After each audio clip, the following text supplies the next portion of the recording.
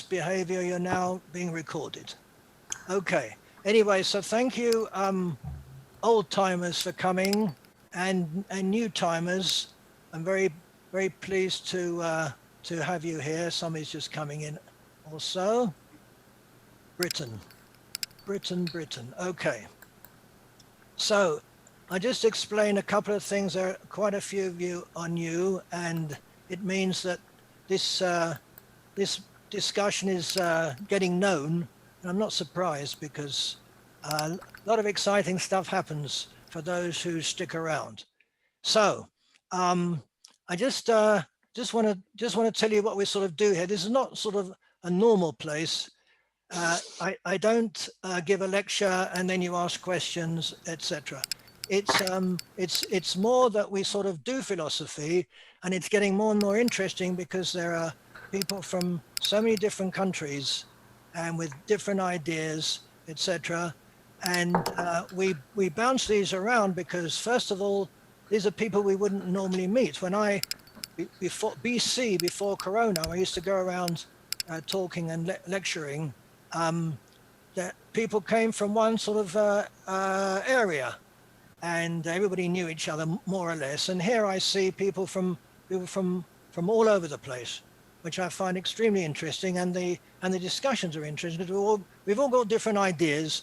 We've got historians, and we've got scientists, and we've got philosophers, a few, and we've got but everybody who comes here is interested in knowing more, or at least being able to say something. By the way, you don't have to say anything if you don't want to.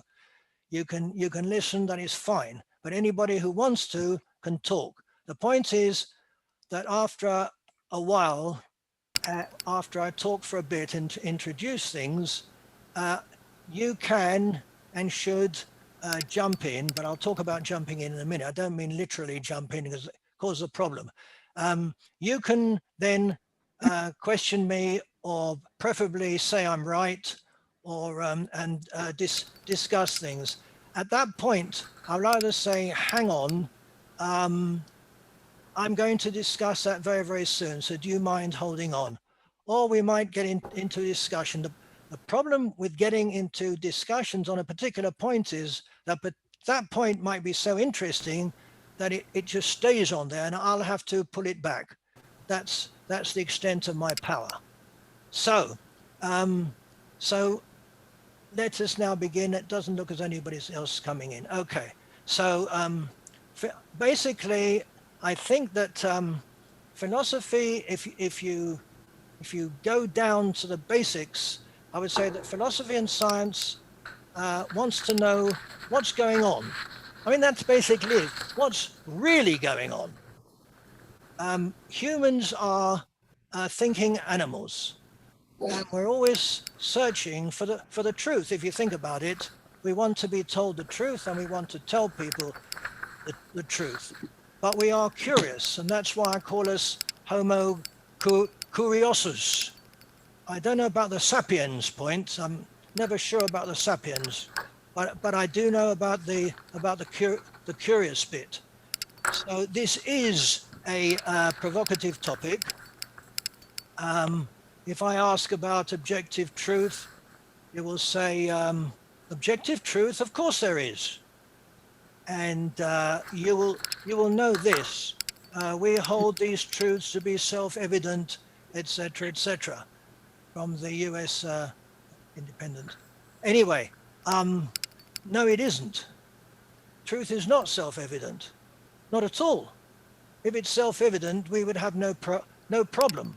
But it is not self-evident. And people are not born equal. People are born with different capabilities, etc. But that's not the point. The point I want to make is that not only is truth not self-evident, I don't think it's evident at all. And I will set out to prove this and to annoy you, which is my forte. These are not trivial questions. Truth, reality, facts, evidence, knowledge, memories, news, morals, ethics, crime and punishment, justice, all these things we're going to go through. We'll be here for most of the night. they all depend on being objective truth, which used to be, or still is, looking for God, gods, spirit, gurus. Everybody wants to, well, a lot of people want to hear the absolute, the thing that is, and which I'm going to question. Now, just because there should be absolute truth, and I know that everybody would like there to be absolute truth, but just because there is absolute truth doesn't mean that there is.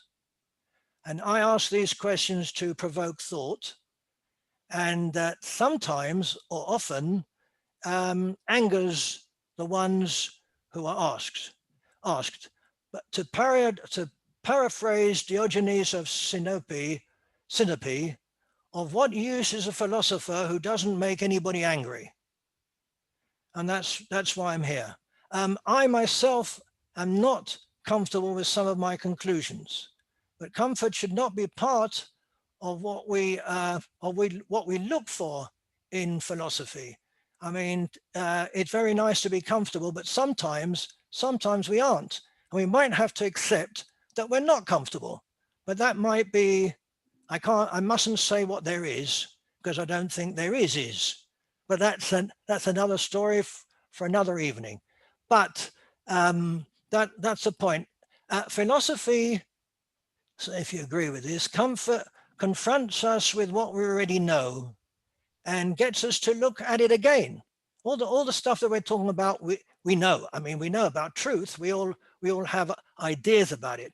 But by looking at it again, at what we already know and accept, it is what it is. If you remember from last month, it is what it is. It makes it strange. You're looking at it again, and we're talking about it, and it's sort of strange. So by making it strange, you're looking at it again in a sort of new way. But there is a risk. In fact, there are two risks. Once you come face to face with a familiar that has become strange, you can never think of it in the same way again. That is, I can tell you that many people who've read my books or have spoken to me or listened to me never think of the concept of nothing in the same way that they did. वो earphone and वो आता देखो वो कहता है Pardon? मैं वो मेरा phone I didn't hear it and I can't see who's speaking. Sorry, can you repeat that? I didn't hear it. Did somebody say something or is it my imagination? No, it was Mahmood who didn't know he was unmuted. Oh, where is he? So Ron, you have the power to mute everyone except yourself, just so that we don't pick up any background noises by mistake. Oh, hi there, Yeah, Carl. that's a good idea. No, because I don't know. Hello. I don't know if anybody's saying something rude if I can't hear you.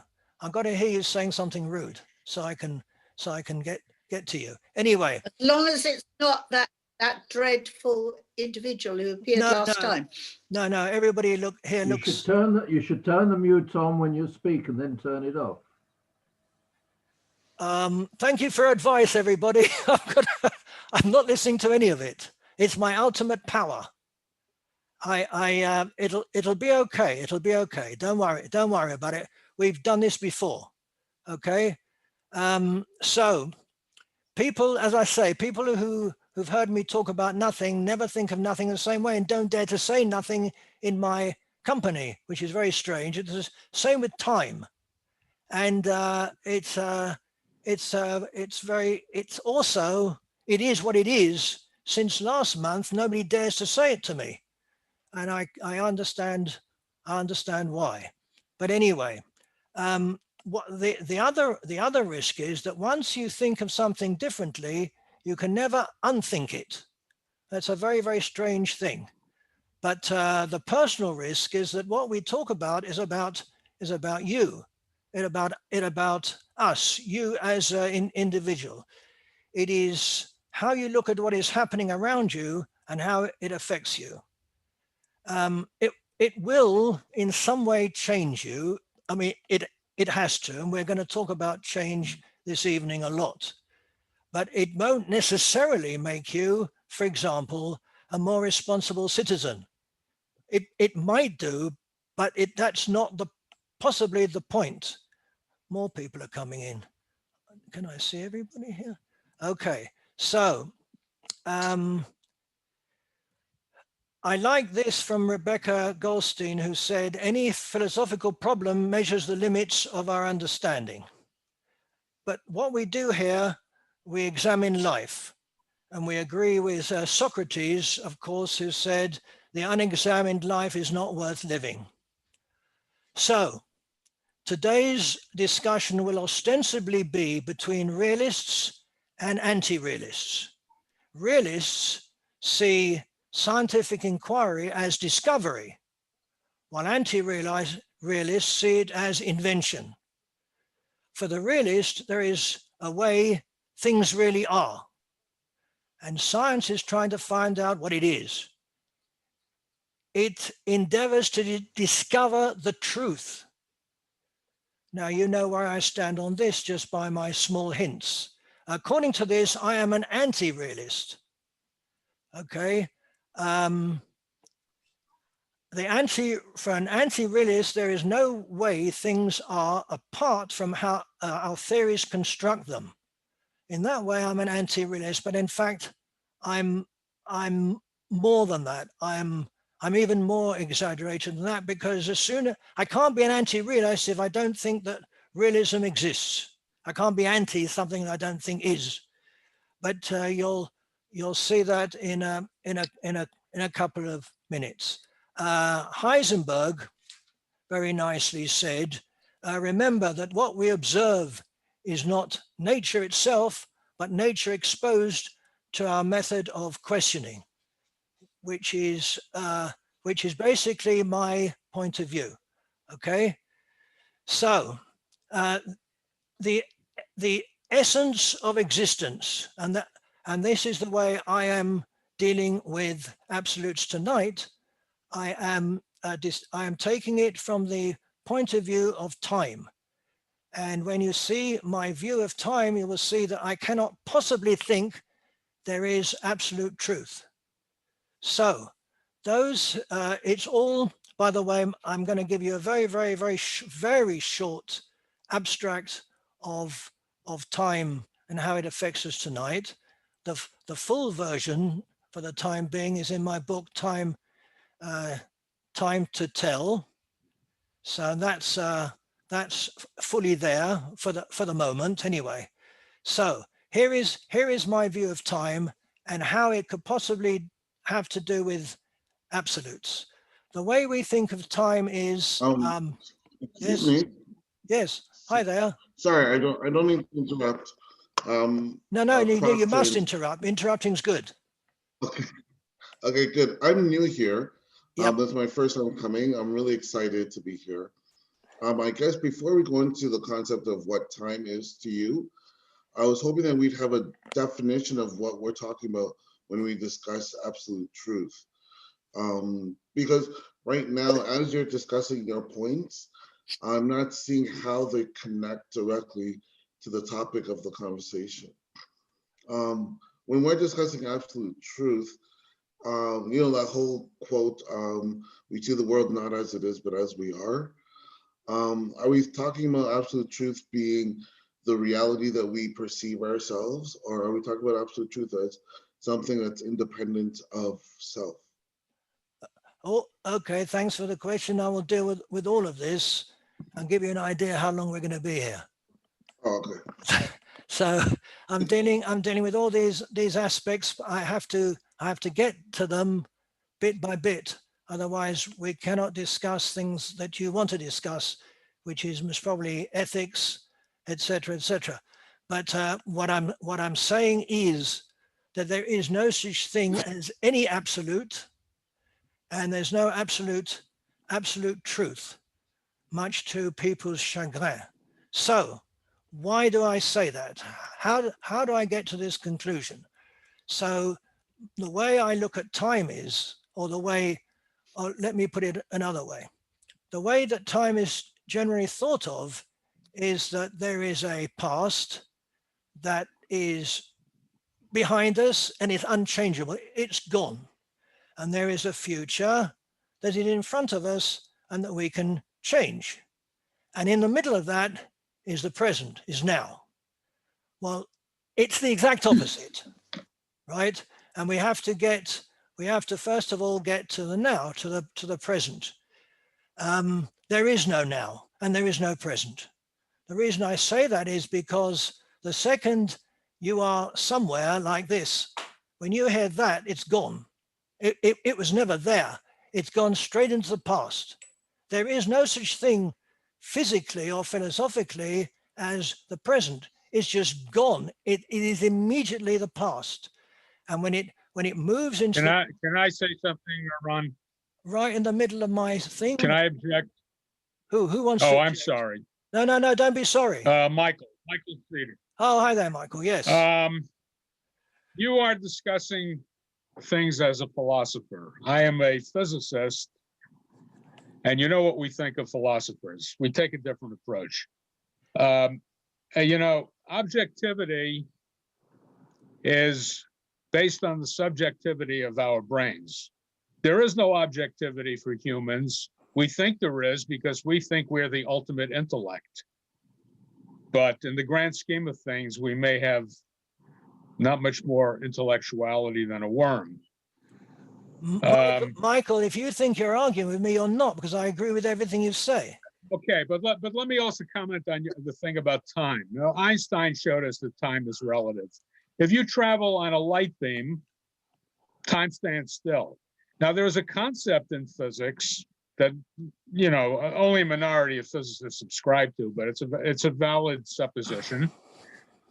Something called the block universe, wherein time is an illusion of our brains, that everything in the past, everything in the present, everything in the future has already been determined. It already exists. And our traversal through those events, which we call time, is an illusion of our brains. So we have to define time scientifically rather than subjectively as our brains would desire. Michael, I must stop you here because I'm going to get to all of that. Okay. I do not disagree with you in any way whatsoever. And whatever physicists think of philosophers, they're wrong. They're wrong. Because without philosophy, you can't do science. But that's not tonight's topic. But let me just interject. Without science, you cannot do philosophy. Aristotle was considered a great philosopher, but much of his philosophy was based on incorrect assumptions. Correct. So we are now in 2020. We'll leave Aristotle for a little while, can we? So I can continue. I disagree. I like scientists very, very much. I have a great friend who's a scientist, and he's sitting here, and we do not argue about anything apart from time travel, but that's another thing. We don't argue about anything because we agree. I come from the position of philosophy. He comes from the position of science, and we agree more or less. Well, it can't be 100% because that's the point of tonight's thing. There's no such thing as 100%, but we agree approximately 100%, and we come from different disciplines. So hold your horses, Michael. We will argue later, but I guarantee we will not argue. I do not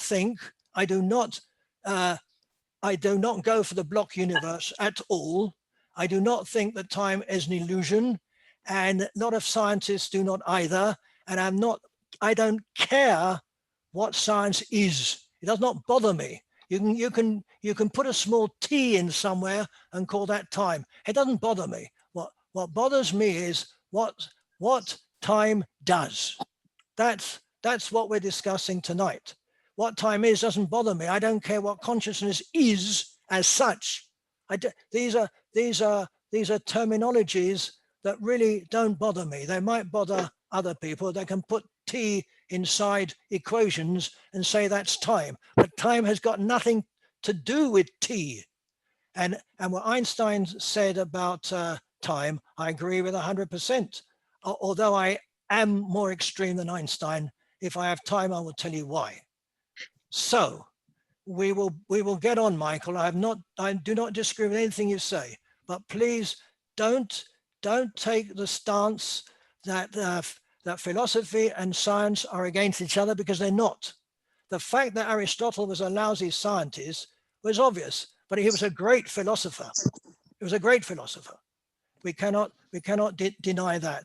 But time has moved on, literally and figuratively. The fact that he was a lousy scientist was obvious. A lousy scientist is obvious. He never. That's not really fair, Ron.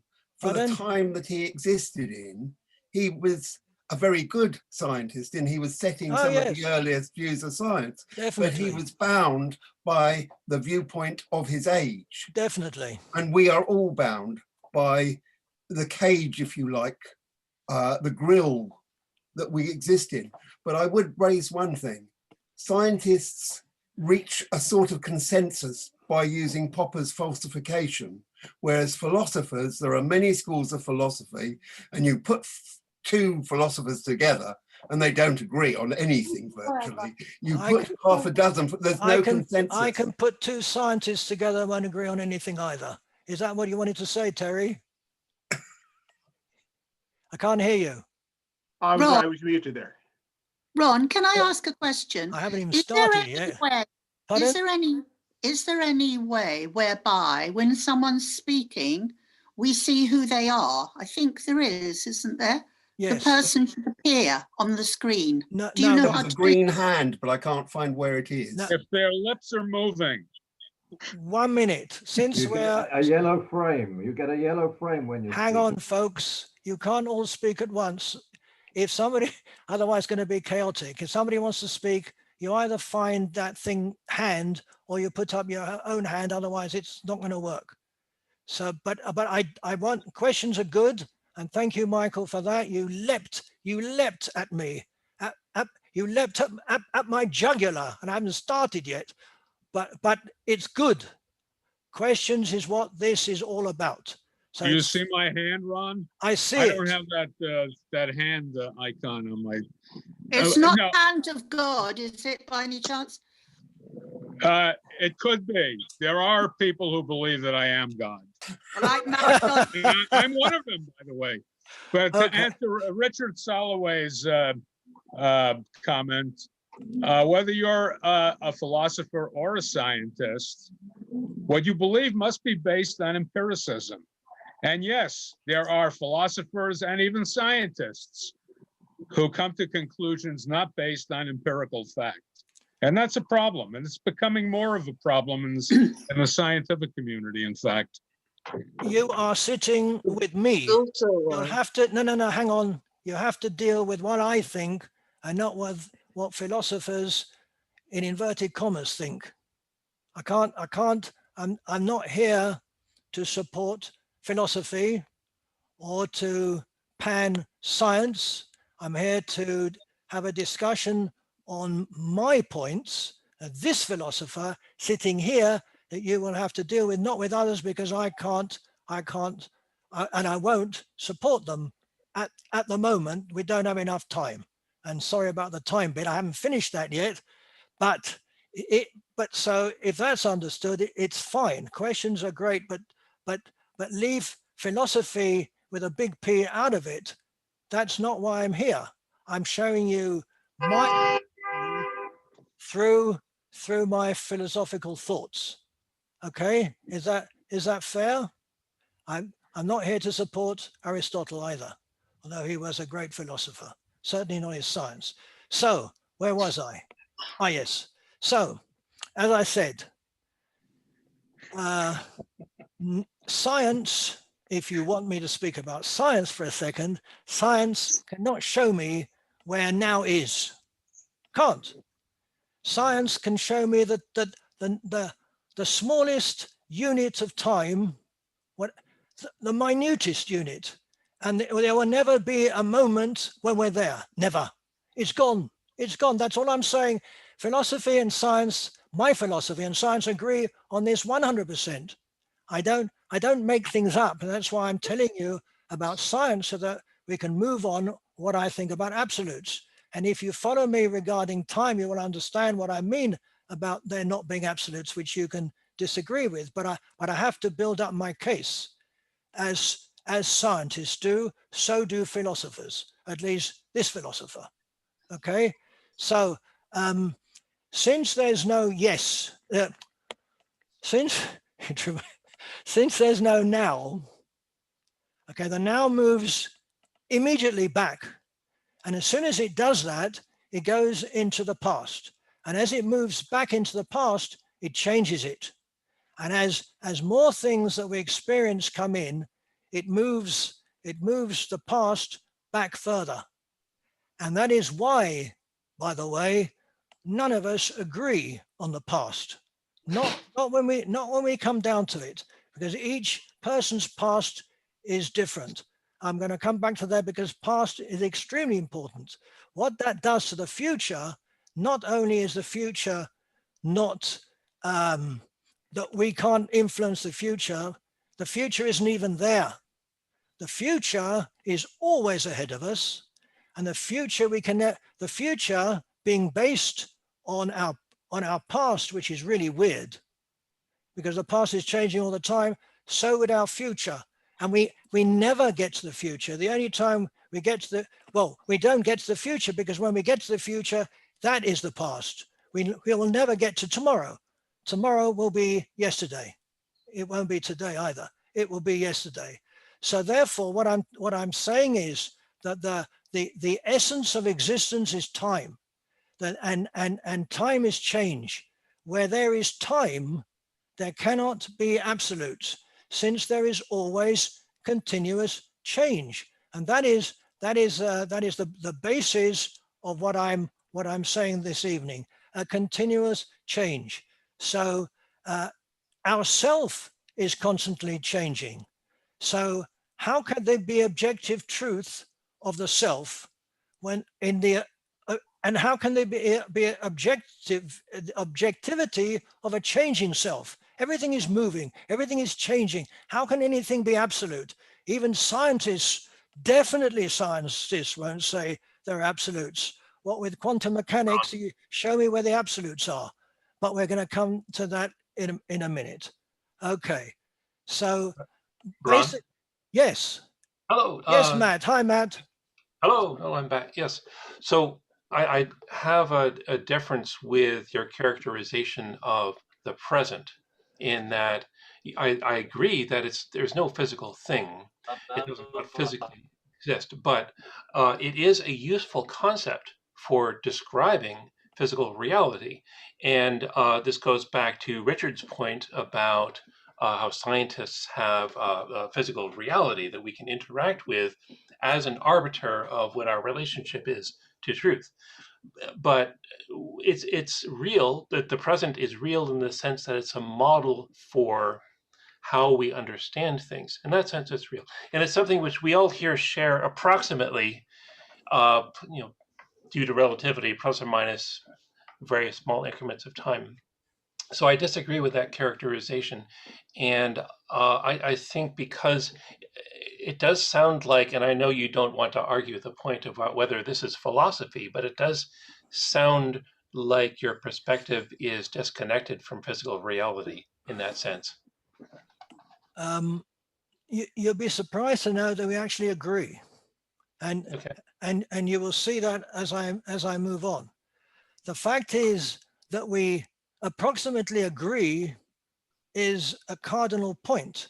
We do approximately agree, that's how we get on. We approximately agree that something happened. But how is it that when people have been at an event and they discuss it later, they don't agree? They don't agree that it exactly happened that way. And if you read the newspapers of an event where you were, you'll say, but that's funny, I was there, it's not like that at all. Now, either the person is trying to fool you, or you genuinely see things differently.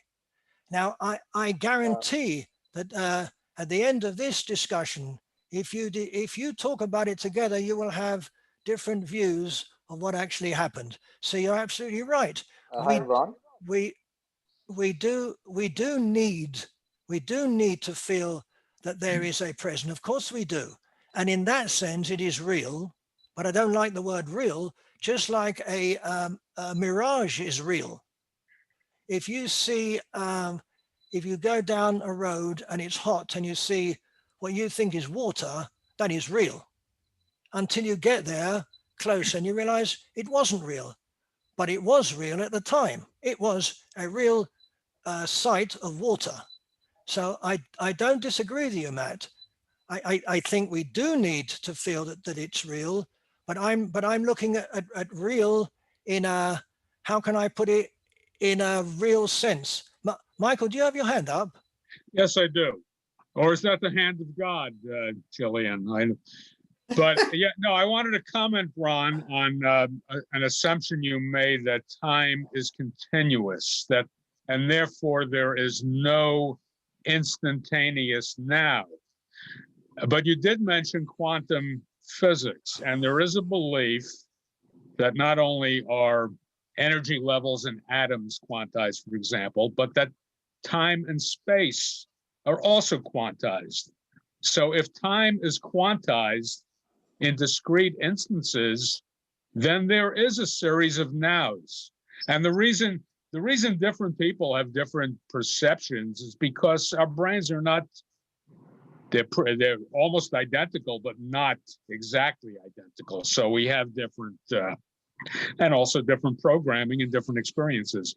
But again, there could be a concept of now in the sense that time and space could be discrete rather than continuous.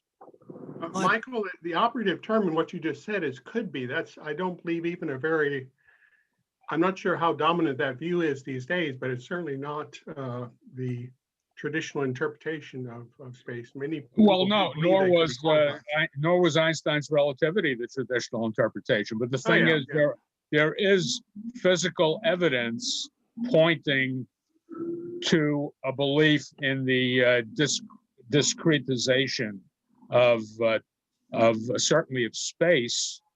There's a Calabi-Yau theory, if you want to get into that, but also the discreteness of time. Okay. The whole business. So I'm saying by making an assumption that time is continuous, and therefore there's no instantaneous time. The whole point of the meeting is, of my point, is there is no absolute. And Michael, you want to tell us, Terry said what I wanted, the exact words I was going to say, that as soon as you say could be, that's fine. Anything, yes, it could be, but so what? I am saying that the whole point is that there could be, not that there is, that there could be. So we're all agreeing. Yeah, I agree with you. Everything is a could be. We have no absolute knowledge.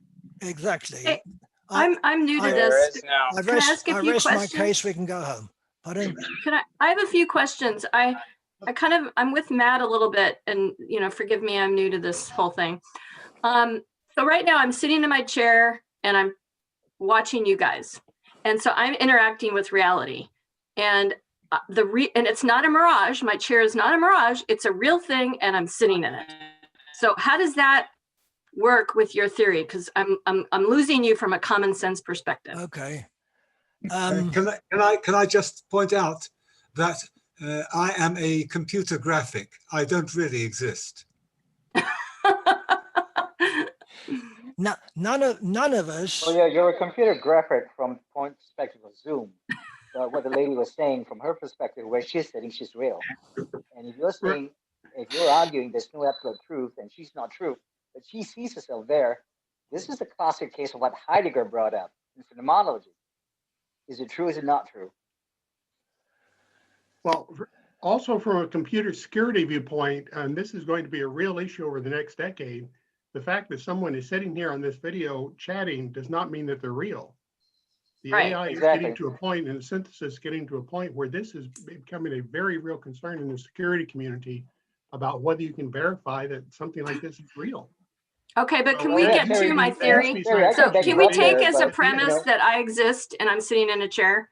because I'm assuming you guys are sitting in chairs. So I want to know that, and I feel like it's right now, every second or millisecond that passes, I'm still sitting in my chair. How do I think about that? Because that seems like it's a true thing. And so I'm not sure how to think about that in what you said, Ron. Okay, can I answer that, please? It's even weirder when we're on Zoom, because none of us are here at the same time. It's so obvious in Zoom that I don't even have to say it. We're all spread all over the world, so we're not here at the same time. Now, when I'm out and I speak to people who are actually there, and I say, if you look at this, okay, each one of us is seeing this at a different time, each of us, because it takes different time for the light to get to us, and it takes time for the mind, for the brain to actually get it, so that each of us is actually sitting in a different time from anybody else. The fact, Ellen, that you are real for you. For me, I'm not. I will accept that you're there because I can see you, but I can see you sometime after you're there, and I can hear you sometime after you're talking. Now, since I'm talking about approximation and not absolutes, we're all actually agreeing with each other, because you, I'm not saying you, and I'm saying you generally, and everybody, not just the people. Yeah, I'm coming to you, David. Do, and I can see it here now, want to believe there is an absolute. I can see it. You're seething at the fact that I'm saying no. You want there to be an absolute. And Ellen, you are right. You want there to be an absolute. You would feel uncomfortable if there isn't. And that's the point I'm making. You want there to be. But I'm showing you that actually isn't, because of continuous time where the now, the present, is the most important part, except that the present isn't. The present is moving. The present is part of a continuum. Now, science says something else, but science does not, as far as I know, ever say that something is absolutely true. Never. Any scientist who say he's looking for the truth, I think that's terrible, because he's not. What he knows is that something better will come along. Some better theory will come along. There is no truth out there, because once we get to the truth, I don't know what there can't be, because we're all different and everything's moving. So, Ron, what about the speed of light? 1 minute, David wanted to say something. Yes. Yeah, the point I wanted to say about absolute knowledge, and you're right, there is none, but it's the fact that it applies equally to all worldviews means the discussing absolute in the sense of knowledge is meaningless as far as differentiating between worldviews. So given that there's no absolute knowledge applies equally to all worldviews, it's not a good differentiator. So we have to go with empirical evidence as a better way of differentiating between worldviews. And just because if you see time as being dynamic, doesn't mean we can't describe it. I mean, you're sort of saying it's dynamic, so we don't have any present time, but I don't think that's necessarily follows. I mean, if time exists, which I question because I'm a physicalist and I don't know if time is a physical thing, but if there is such a thing as time, it's a dynamic thing, as I think pretty well everything is, and so you can describe it using math, say, or verbal words. Precisely. And, anyway, I just wanted to say this mentioning the word absolute to me doesn't really tell you anything, because it applies equally to everything. That's the main point. I agree.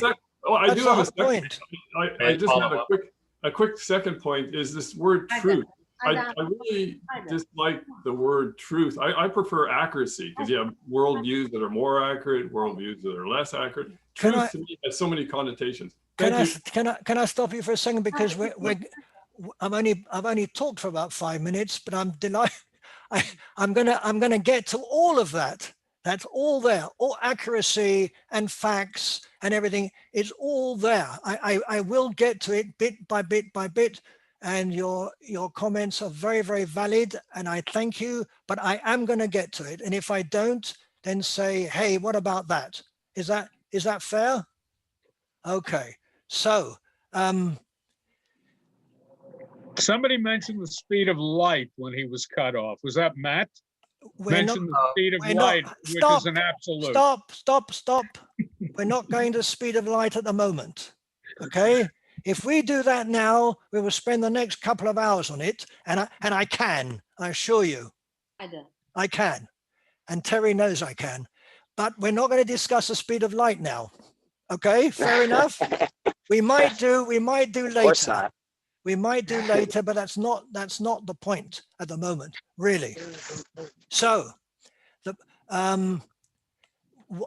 point, a very important point I wanted to make was that the past is not absolute.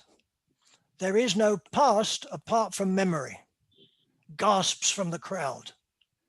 The only past there is memory. There is nothing else. When to say there is an absolute past means that there is this absolute thing out there that nobody can reach, and that is untestable.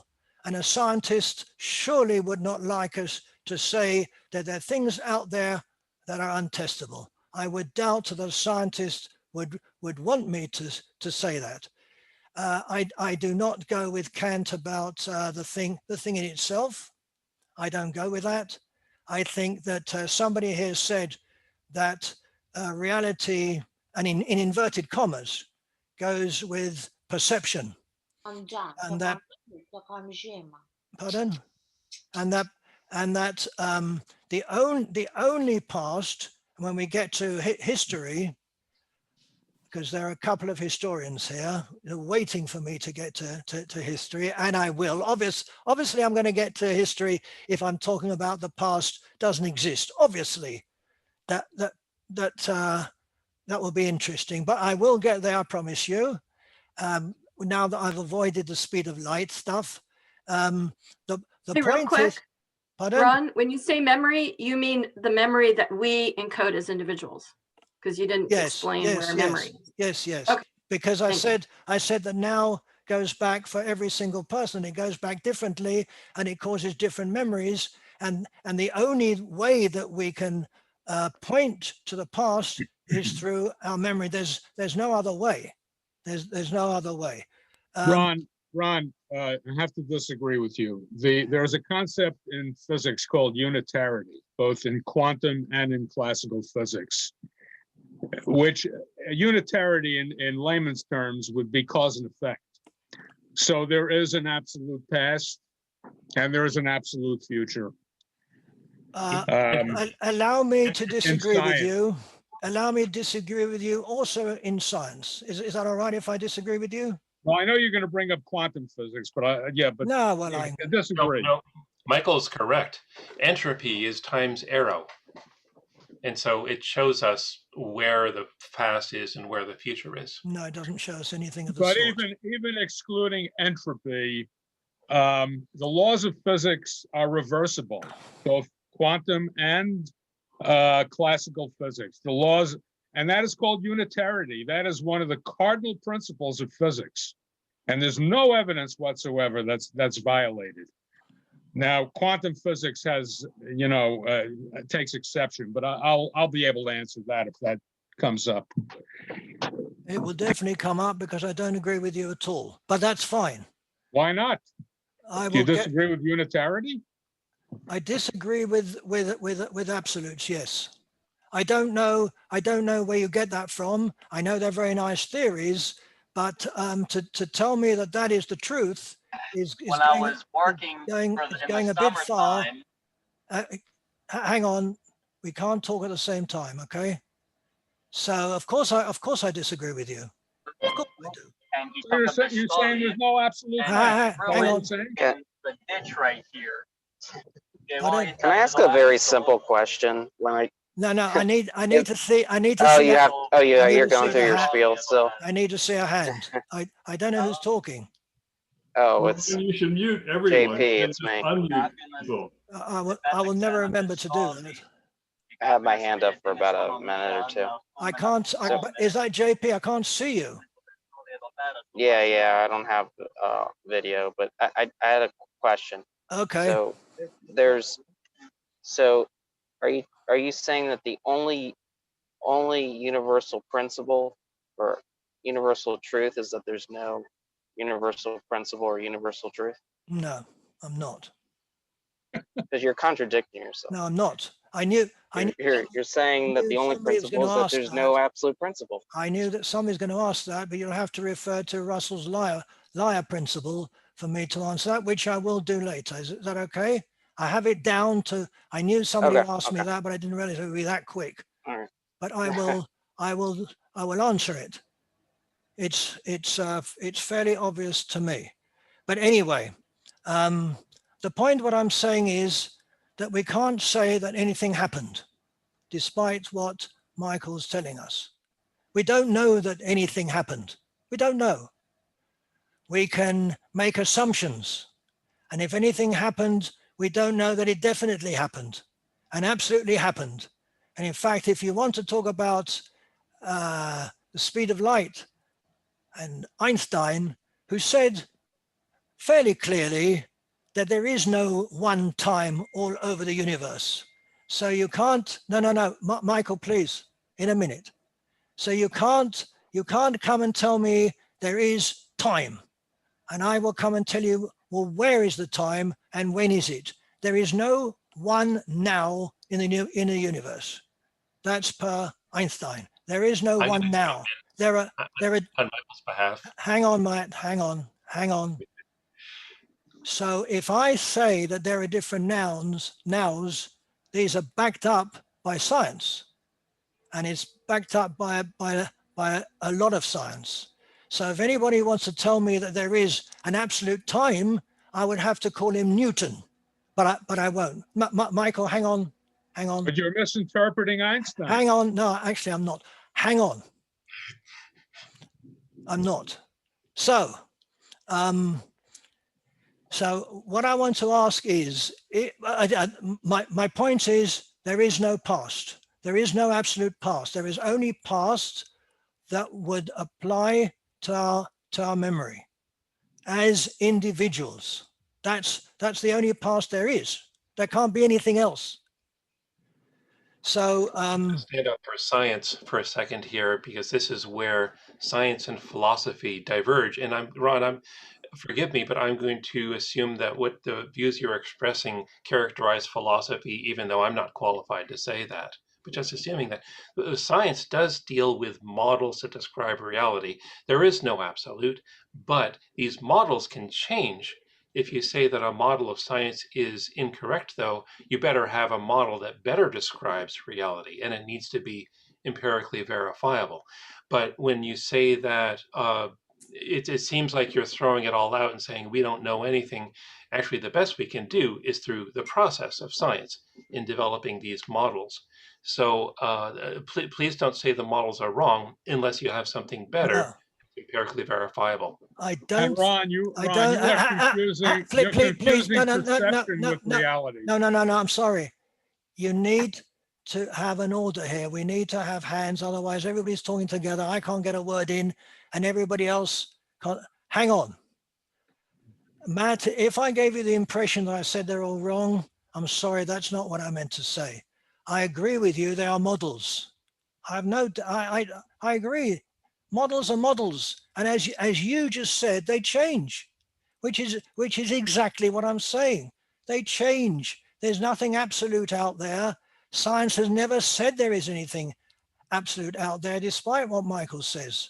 And now I must continue along my thing. We'll be here all night if I don't move on a bit, because you keep on asking me things that I'm going to get to anyway. So if that's all right with you, we can continue. Are you okay? Michael, are you okay with that? I just wanted to briefly, with all due respect, Ron, you're confusing perception with reality. There is an absolute reality. Our individual perceptions of it are different. And Einstein did not say that there's different times in the universe.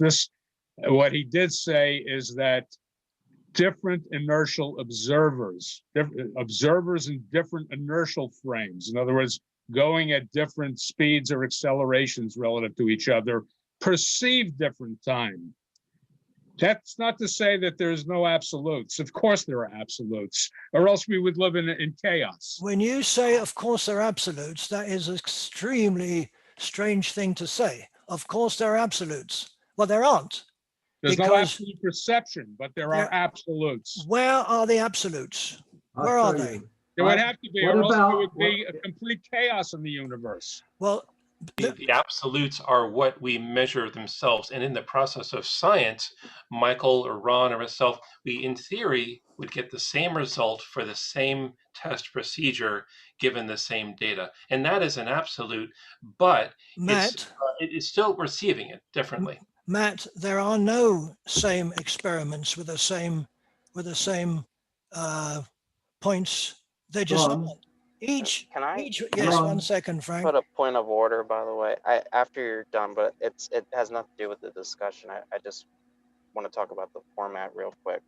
It's just, can you, when you're going through, you want to answer our criticisms, and I appreciate that. But we're kind of, can you give us a clear stopping point? That way we have a chance to question you, and at the same time you have the chance to get all of your argument out, because it's kind of hard. We're sort of stopping in the middle. I agree. We're going back and forth, I and agree. then you're I agree. proceeding That's forward why with another monologue. I agree. So tell us when you're like, okay, 5 minutes, and then we'll have a question period or something, or whatever it is. No. This is a free discussion, but it has to be within reason, and not interrupting each other. And I know I was aware that this topic is volatile. It's obvious. Everybody wants there to be an absolute. Scientists want there to be absolutes. I'm sorry to have to disappoint them, really I am, but there aren't. And if you want absolutes, go back to Newton, he'll give you absolutes. You go to Einstein, there are no absolutes. Now, that's okay. You can keep on saying they're absolutes, because I know you want absolutes. Scientists, I'm coming to you, Frank. Scientists want absolutes, just like religion want God. It's as simple as that. And scientists hate when I say it, but they need to have absolutes to hang on. This is the way it is. So when somebody tells me there are absolutes, but we can't see them because it's our perception, my whole point is that the perception is everything, because that's all we have. And for you to say there is absolute out there somewhere that we can never get to and is untestable, and the only way you can test it is by giving me mathematical formulae, I don't buy it, and you can't make me buy it. And I know I can't make you believe in a non-belief in some God, which is what science wants. They want a God. We all want God, but I don't. And I'm trying to show you there is no God, there is no absolute, and we have to live with it, whether we might not like it, but let's be, I won't even say realistic, because we can't be realistic. We can be realistic as far as each of us is concerned. That's what I want to say about that. I've got to move on. Frank, sorry, yes. Just a simple question. How do you relate to absolute zero? That is a point that I made in my book. I do relate to it. Absolute zero, of course, does not exist, because the molecules will just stop, and whatever you're looking at won't be anything that you can talk about. So that is a trick question, which it doesn't mean anything. I mean, I thought I'd get you there. no, you forgot that part in my book where I actually mentioned it. You're right. Yes, You're right. Prof. James. Yes. I just wanted to go back to what JP was saying earlier, because what it seems to me like, Ron, you have a certain presentation that you want to kind of let everyone get a basic idea, and then afterwards, we're free to discuss it. So I'm not sure, is this in like an open forum where everyone can speak? Or Yes. would you Yes. prefer it if we sat quietly No. and waited until you finish your Of course not. opening speech? No. I don't want anybody to sit quietly. The whole point is here, this is open. And if there's something you want to say, you can say it. And if I'm going to get to it anyway, I'm going to say, please let me move to it. And there are very interesting points coming in, which is fine. There's no problem disagreeing. I have no problem disagreeing with anybody or them disagreeing with me. I am coming out with a theory which I think is fair, and it's not a fact. Okay, it's not a fact. It's a theory I'm putting out that is as approximately correct as I think it is, and that I know that it is a problematic topic. I knew it when I started it. I knew it's going to get rough, and it's going to get rougher because I haven't started on the good stuff yet. But please feel free to come in whenever you want. Okay, that's the point. So I'm not going to mute you. I'm not going to mute you. You are here. We're all adults. If you want to say something, you can say it. But it has to be in some sort of. I mean, you can't all talk together. And I know what I'm saying is controversial. I know it. That's why I'm doing it. Nobody wants to be told that there's no absolute truth. Nobody wants to be told that. Like We're nobody just wants. talking about the format, though. No, I know, but that's the case. That's the format I've decided on. If that's the case, then there's something that I find a little troubling, and that is, I think that some of the statements that you're making when you're stating your opinions might be contradicting themselves. For example, when you're saying something like, the person that we're seeing is a delayed reply, like what you're saying now is time and now. I would say that that is a perception point, more on the lines of psychology than philosophy, and that the way in which we're perceiving time doesn't negate the existence of an absolute point in time. So to bring that up, to me, would imply that you're saying that because we can't perceive something, it doesn't exist. And I don't see how that could be the point, that just because it's not perceivable in our brain, or because we make mistakes in our memory, or our ability to perceive the present is weak, that's not necessarily a point to state, therefore, reality doesn't exist, which I assumed was the main point of the reason why you brought it up. So that I just want to share that. Thank you. That's a very good point. I would never say to somebody that what you perceive is not happening. It not what you perceive. I accept the fact that whatever you say that you see, I accept the fact that you see it. My point is, for people who say that there is something real, but I can't see it and nobody else can, but it's real, I don't understand how that works. Where is this real? Where is this thing that's out there somewhere that's untestable, and that yet it's there? It's not any different from a religious believer saying there's God out there. I can't see him, but I know he's there. I feel he's there. I cannot see any difference between science going into that argument and religious believers going into. I don't seriously see the difference even though scientists believe they're more enlightened, but that's also something else. Michael, yes. Yeah, just a comment. One thing that Einstein said is, I believe this is attributed to him, is that if the moon is in the sky, in the night sky, and you turn your back and you don't see the moon, it doesn't mean that the moon is not there anymore. So again, our perceptions are not necessarily reality. There is a reality, but our perceptions may be different. Where is the reality? Well, that's a good question. And very often there's no way to determine that. The best we can do outside of our mind. The best we can do is associate empirical evidence with our perception if it is useful to us. And that's how we evolved, by the way. You know, we don't perceive everything in the universe because we did not need that for our survival. We have the 5 senses we have and the brain we have as evolutionary results of meeting the challenge of our environment. But there's a lot more going on in the universe than we perceive. I know there could be angels dancing at the bottom of my garden too. No, there could be electromagnetic waves, which we didn't discover until 100 years ago because there was no need for us to discover it.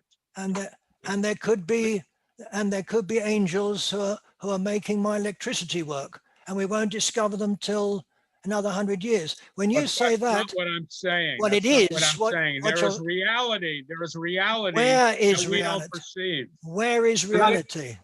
Can I ask a question? I'm not a physicist, and I'm not a philosopher. Augustine, I'm coming to you. I'm not a physicist. I'm not a philosopher, but I ask the question as a dentist. That is, when you turn your back towards the moon, how do you know it's still there? Well, you don't.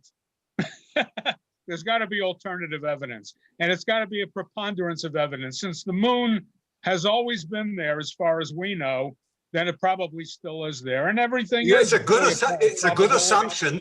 It's a good assumption with a high probability, but that is not absolute, is it? No, but this is my point. This is my point. What we perceive is not necessarily absolute.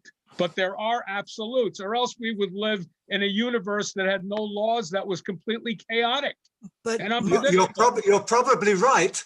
You're probably right. But then, are you sure you're absolutely right? No, of course not. Because what I'm saying is based on my perceptions, which is limited by my very puny brain, as we all have puny brains. If your perceptions are all that there is in this, where do you get this idea that, of course, there is something out there? Okay, again, what we perceive is based on our senses, which evolved to protect us from our environment, to help us survive in the environment.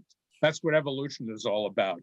So, for example, as I said, radio waves, which all of our modern conveniences depend on. We had no idea they existed because we did not need to develop senses, physical senses, to perceive them in order to survive. But we discovered them by accident, and now we use them. So shall we delay this? Shall we delay this whole discussion until we have discovered reality? Very nice. Well, we don't have the mental capacity to know the absolute reality. No, but the problem with what you're saying, Michael, is that anything can exist at anything. So we're just waiting. So the angels at the bottom of my garden, I'm going to wait. Because one day we might find angels at the bottom of my garden. That is not a scientific argument. I'm sorry to say it is because what you're saying is that and you keep on saying the same thing again and again. There is a reality, but by you saying it doesn't mean there is a reality. You can't get to it. When we get to it, you'll say, I found something. And then 100 years later, they'll find something else. And that what you found will be seen to be not absolute and not correct, etc. That's the way it works. Augustine, sorry, Your turn. Oh, what I wanted to say was already said by Maurice. Thank you. Debbie, I'm coming. Bill, I'm coming to you. Am I? I'm not on mute. Can you hear me? Yes. Yeah. Yeah. I'm thinking while you were talking about the absolutes and science and what is there, and I'm thinking of the pragmatist point of view, which is mainly of William James, that actually used the pragmatist method to try and to solve disputes which science cannot actually solve.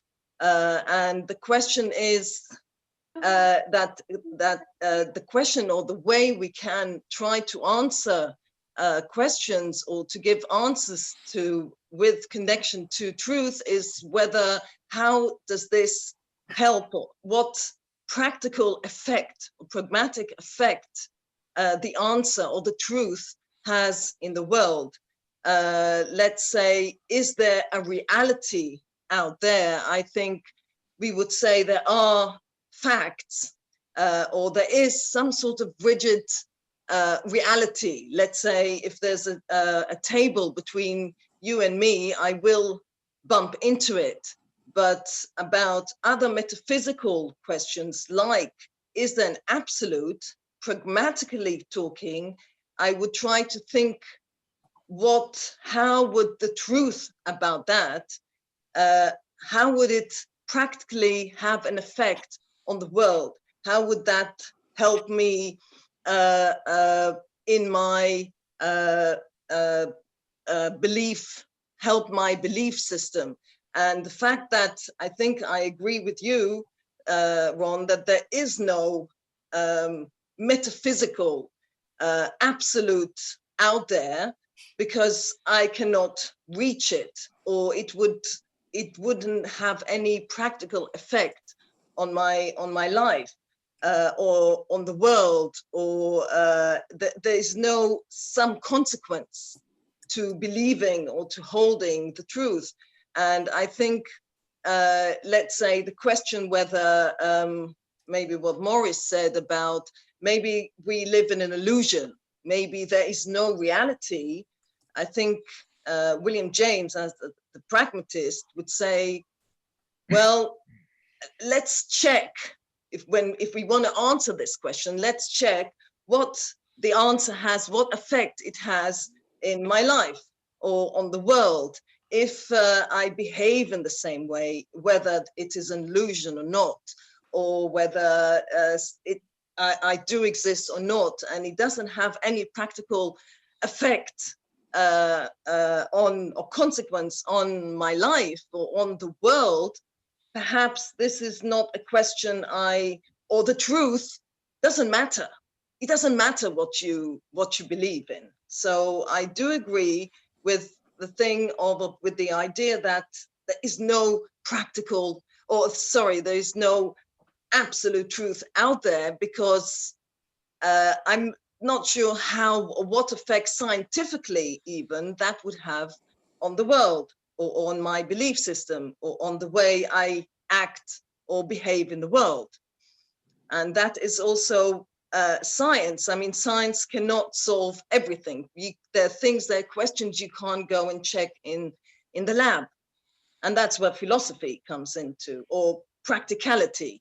How do you solve these questions? And the question, I think the answer is, at the end of the day, is in the practice of it.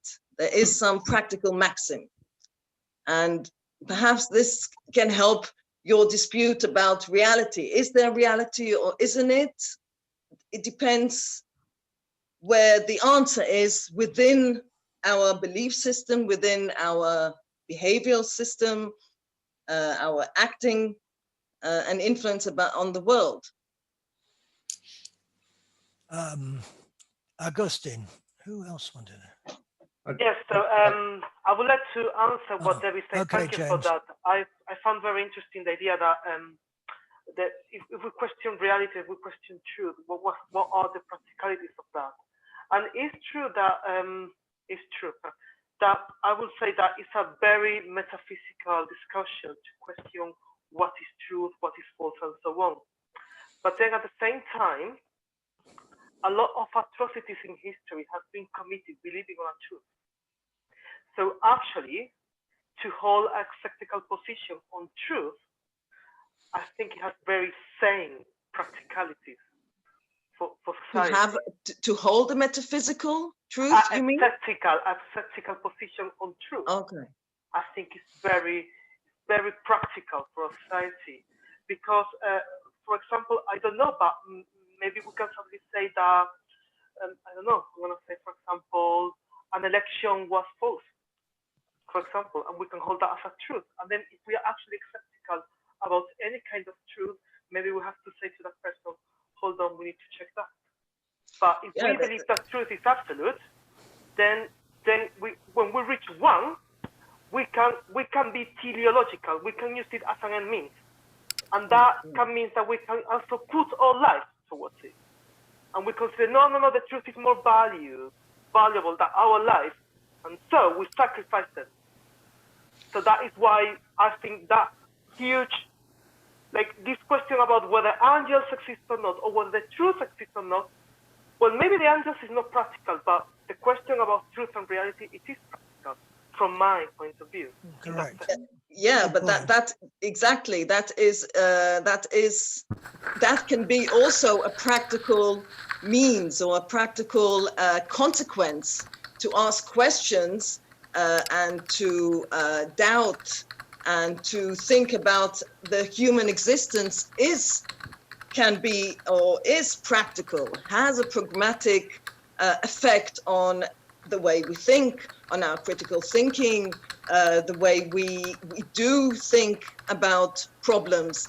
But it does diminish from the metaphysical essence of it. I mean, the truth that's out there, it becomes something that is more, the asking is the practical part of it, and not the finding of the question. It is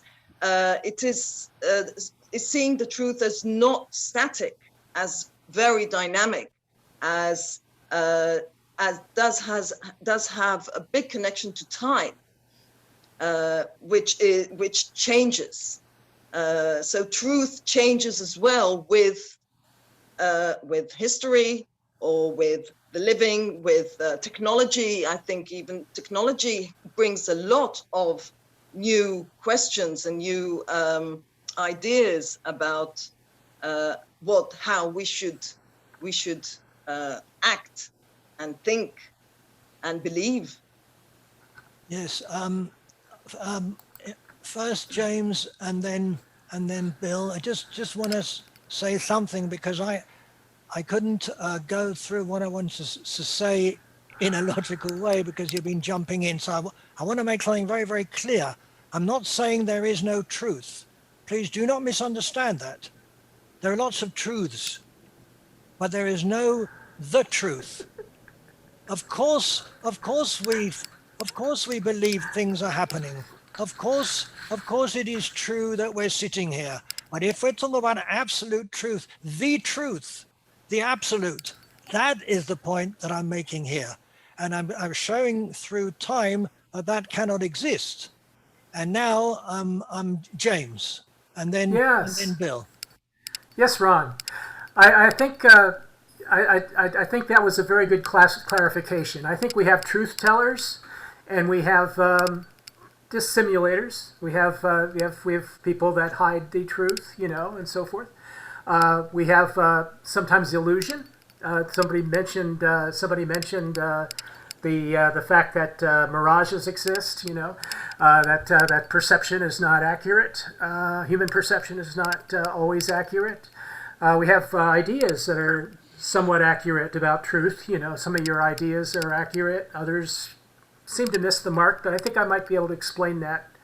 And I really like what Debbie had to say because she brought this idea of pragmatism into the discussion. In other words, we do have a relationship with truth that it is what works. So that the fact that we have a what works kind of relationship with truth makes us feel that truth isn't always absolute. That in other words, it's very personal for us. And I just wanted to go on the extreme side and say that truth could be, human truth could be very much something that is comfortable, or having comfort in explaining facts. When we're discussing facts and we're comfortable about what we're saying, because that's really how truth happens, right? Truth and its opposite, falsity. The way it actually happens is we discuss it, and we don't just sort of like think it, because then it disappears if we only think it. But the difference, I think, in the way we discuss it is that if we say truth, everybody sort of has an idea. They might think it's an absolute, which is kind of like a dogmatic idea based on things like God, Dirac's principles, and whatever we want to replace it with, or a theory, the block theory of the universe. But there are emotional triggers. So the emotional triggers happen with some of the adjectives that we use. So this is where language comes into it, and that's why I made a joke about if Wittgenstein, the ghost of Wittgenstein, could be watching us right now in the chat, because the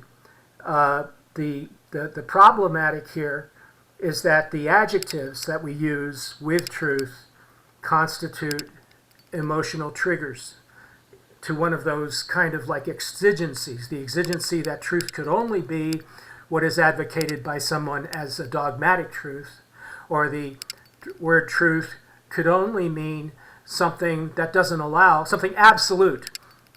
Not that there aren't absolutes, but the idea that something absolute would condition our ability to speak.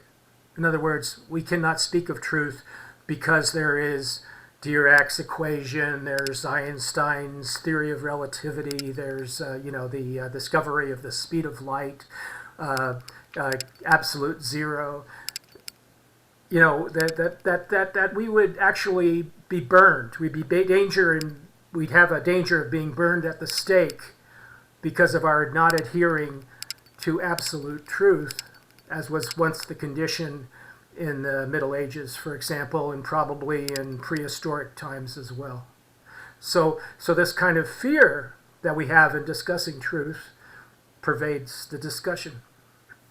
Thank you. Well, 1 second before I get to Bill.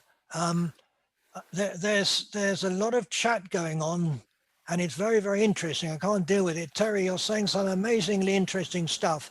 I wish you'd share it with all of us. It would be really useful. I can see stuff coming out, and I can't deal with it and talk. I can't do two things at the same time. It's an impossibility for anybody who wants to argue with me about that. I'm afraid to interrupt. There's so much conversation going on that I've literally been a little afraid to dive in speaking wise. So Terry, you always get your turn. Whenever, go for it. Well, I'm not sorry. sure. Sorry, but I will make one comment I had earlier that I have to put in there, because several times we've had the comment that. Terry, can I just get Bill to talk, because it's his turn. Sorry, I just wanted to point out that you're saying such interesting stuff, and I want to hear it. Okay, Bill. I yield my time to Terry. Say this. I am wanting to make a distinction based on all this conversation. I can't hear you very well. Hearing you. Yeah, Can you hear me now? Can you No, hear me now? Yes, that's better. Yes, That's better. Good. Yes, thank you. I wanted to make a distinction, if I could, based on the conversation, between absolutes that are made in falsification-free contexts, like religion and ideological discussions on the one hand, and those propositions that are coming out of falsification processes that people accept as true but subject to falsification later. And the difference is important because religion and ideology don't accept falsification. They're falsification-free context. But science is a context that accepts falsification. And if we use absolutes and we use them in contexts that really don't have the same meaning. So if we say absolute in the sense that this is a hypothesis that has been demonstrated and not falsified as absolute, that's fine. That's the way you work in that context. It's how it's used. But I don't believe there's any absolute that is falsification free, except in certain contexts like God talk, ideology talk, and things like that. And I don't know if that distinction helps, but it seems to clarify for me the. That's nice. Thank you. Thank you, Bill. Terry. Well, one comment I would make right after that is that we have seen the growth over the last half century of completely unfalsifiable thinking, or I would call it bad programming in science, that passes off as science theory. There is, in the entirety of string theory, no prediction of anything that's falsifiable. And then you have to wonder, is that actually a scientific theory, or is that simply a form of theology? Because if you cannot make any kind of provable statement about it, what are you trying to do with that? But just a quick comment on that. The other thing I was going to say earlier, just to insert a comment, several people have said that the issue about the physical world is entirely one of the subjectivity of the human brain and our limitations. And I would suggest that it's more than that. Because if you look at quantum mechanics and you look at the density of information inside of matter, there is an issue that you cannot get away with that shows up most in quantum mechanics of lack of information, lack of sufficient specificity for reality to be fully determined.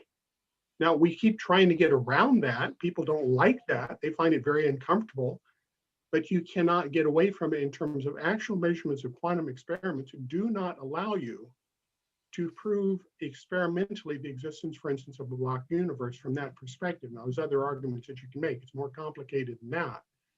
But there is an issue of resolution of reality itself that transcends just the fact that we are biological beings. So I think we trivialize the issue of uncertainty if we say it's only because we're biological beings. No, quantum mechanics has told us in pretty uncertain terms that if you push it too far, things just aren't there. There just is no definition. And that percolates up on the entirety of how we interpret reality. And, I've made this statement in the comments. If you accept the existence of a block universe, you have to explain where the block universe came from. And I am astonished that so many physicists just blandly accept that as a premise of faith, because it is literally a theistic premise of faith. That's what it was from Minkowski. He didn't prove it. He stuck one sentence into his paper and said, substance exists everywhere. Well, if he'd done that with space, we would have had a giant catastrophe, a black hole. But he did it with time, but he didn't explain it. He just did it. So it's more than that. And yes. Can I get to Michael justifiably would probably like to comment after what I just said. Yeah, one second, JK, I'll come to you in a second, okay? Right. Okay, Michael, yes. Yeah, I mentioned the block universe. I don't necessarily believe it. There is, however, if you've studied mathematics, there's something called Taylor's theorem, which says that if you know the value of a function at a certain point and all of its derivatives, then you have completely described that function. In other words, you completely predicted the past and the future. Now, quantum physics, let me comment on what you said about quantum physics. The standard interpretation of quantum physics is called the Copenhagen interpretation. Sure. And that says that physics is, predictions are probabilistic. There are alternative interpretations. There's something called Bohmian quantum mechanics. Absolutely. You know that. Yes. The Copenhagen interpretation is more or less a black box. Niels Bohr, who was the chief proponent of it, and a very well-respected scientist of his day, said, this is the way it is. It's a black box, and we can't go any further. This never sat well with a lot of scientists, including Einstein. especially Einstein. Especially Einstein. But Einstein also rejected de Broglie and his pilot wave version, which was the predecessor of Bohm. Yes, yeah. He Well, always I'll found tell it you. trivial. I'll tell you, I'm a believer in the de Broglie pilot wave theory, which Bohm expanded on, because it turns a probabilistic theory into a predictable theory. Why would you believe a probabilistic theory when you have a predictable theory? Why did Einstein? No, let me Why answer did my own Einstein question. reject it? Let me answer my own question.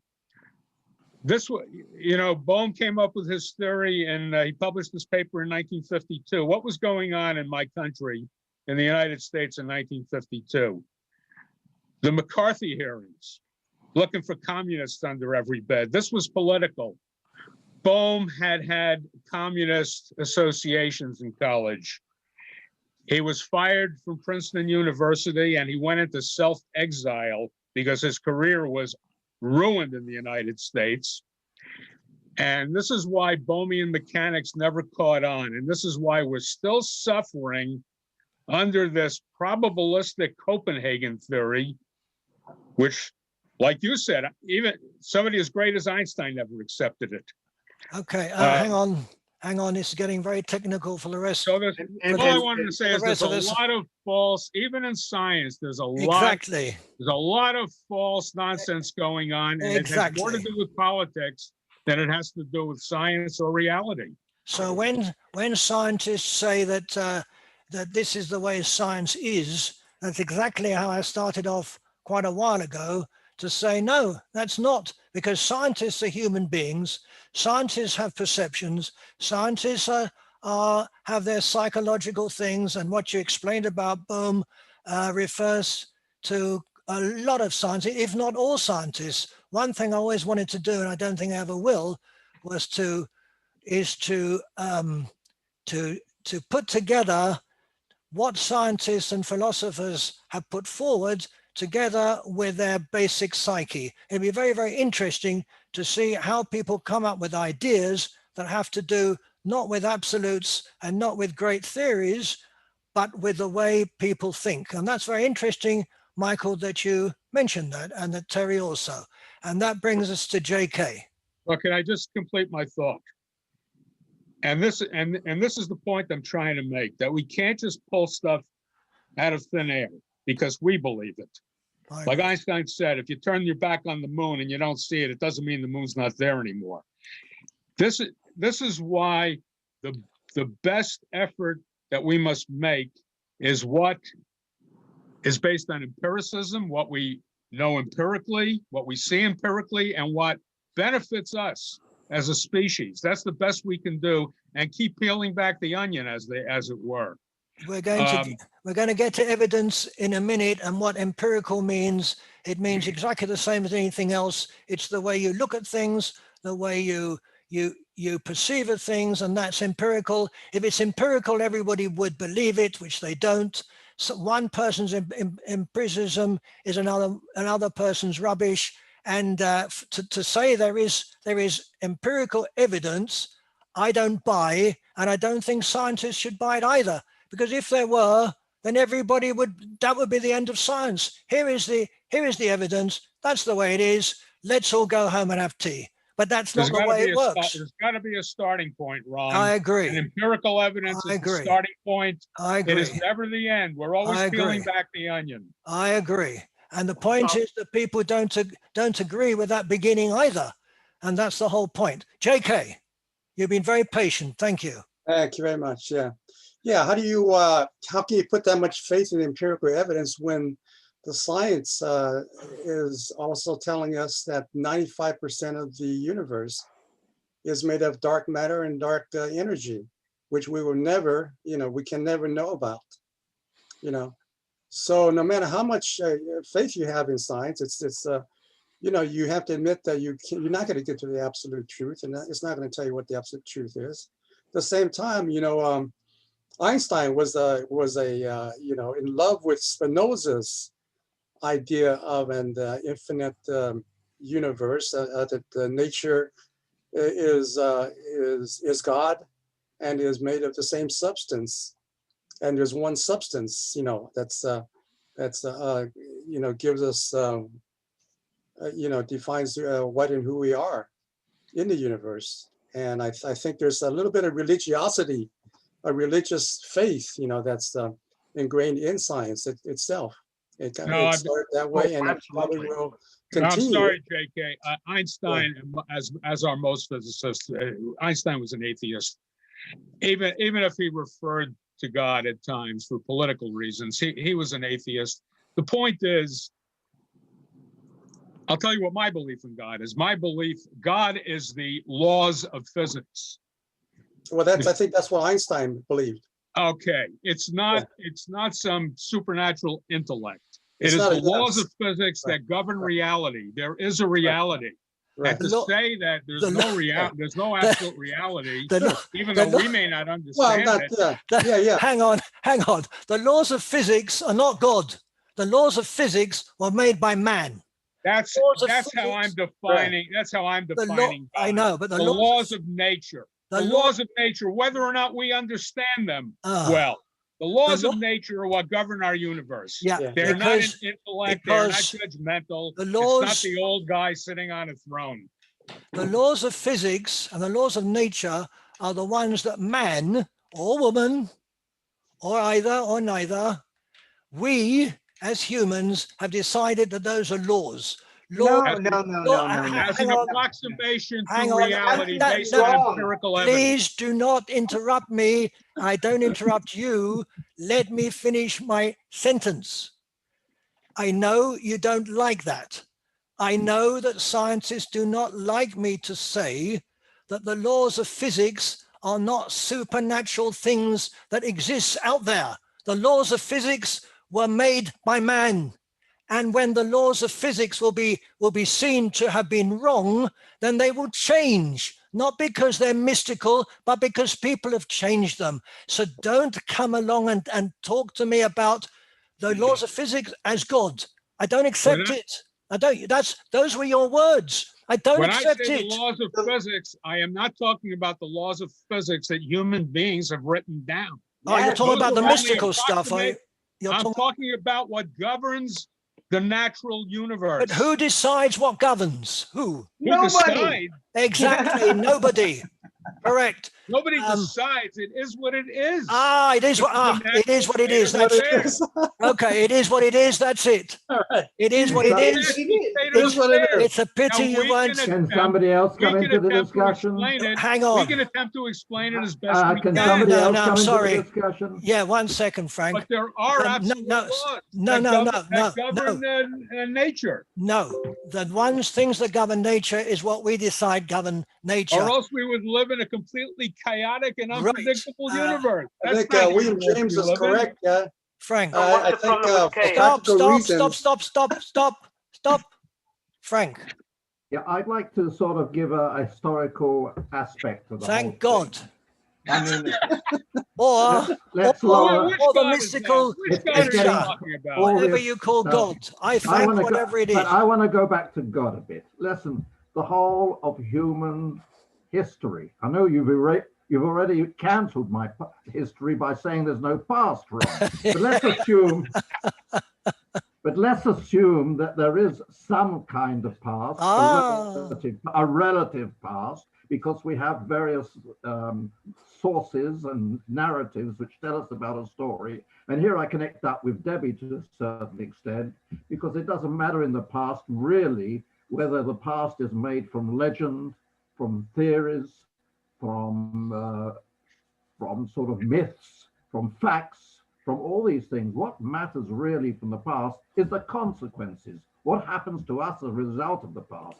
What happened to the world as a result of the Second World War, etc., etc.? What happened to the world after Vietnam? In other words, that the consequences count. Now here I'm coming back to the question of truth and relative truth. The whole history of mankind is really the struggle between tolerance and intolerance. And strangely enough, we have a paradox here. If we look and we're searching for truth, today we naturally look towards the political spectrum of liberal democratic countries. There we expect sort of tolerance and an understanding of truth and that sort of thing. But here the paradox is that we find the truth in authoritarian regimes, in religious regimes, in the Vatican, for example.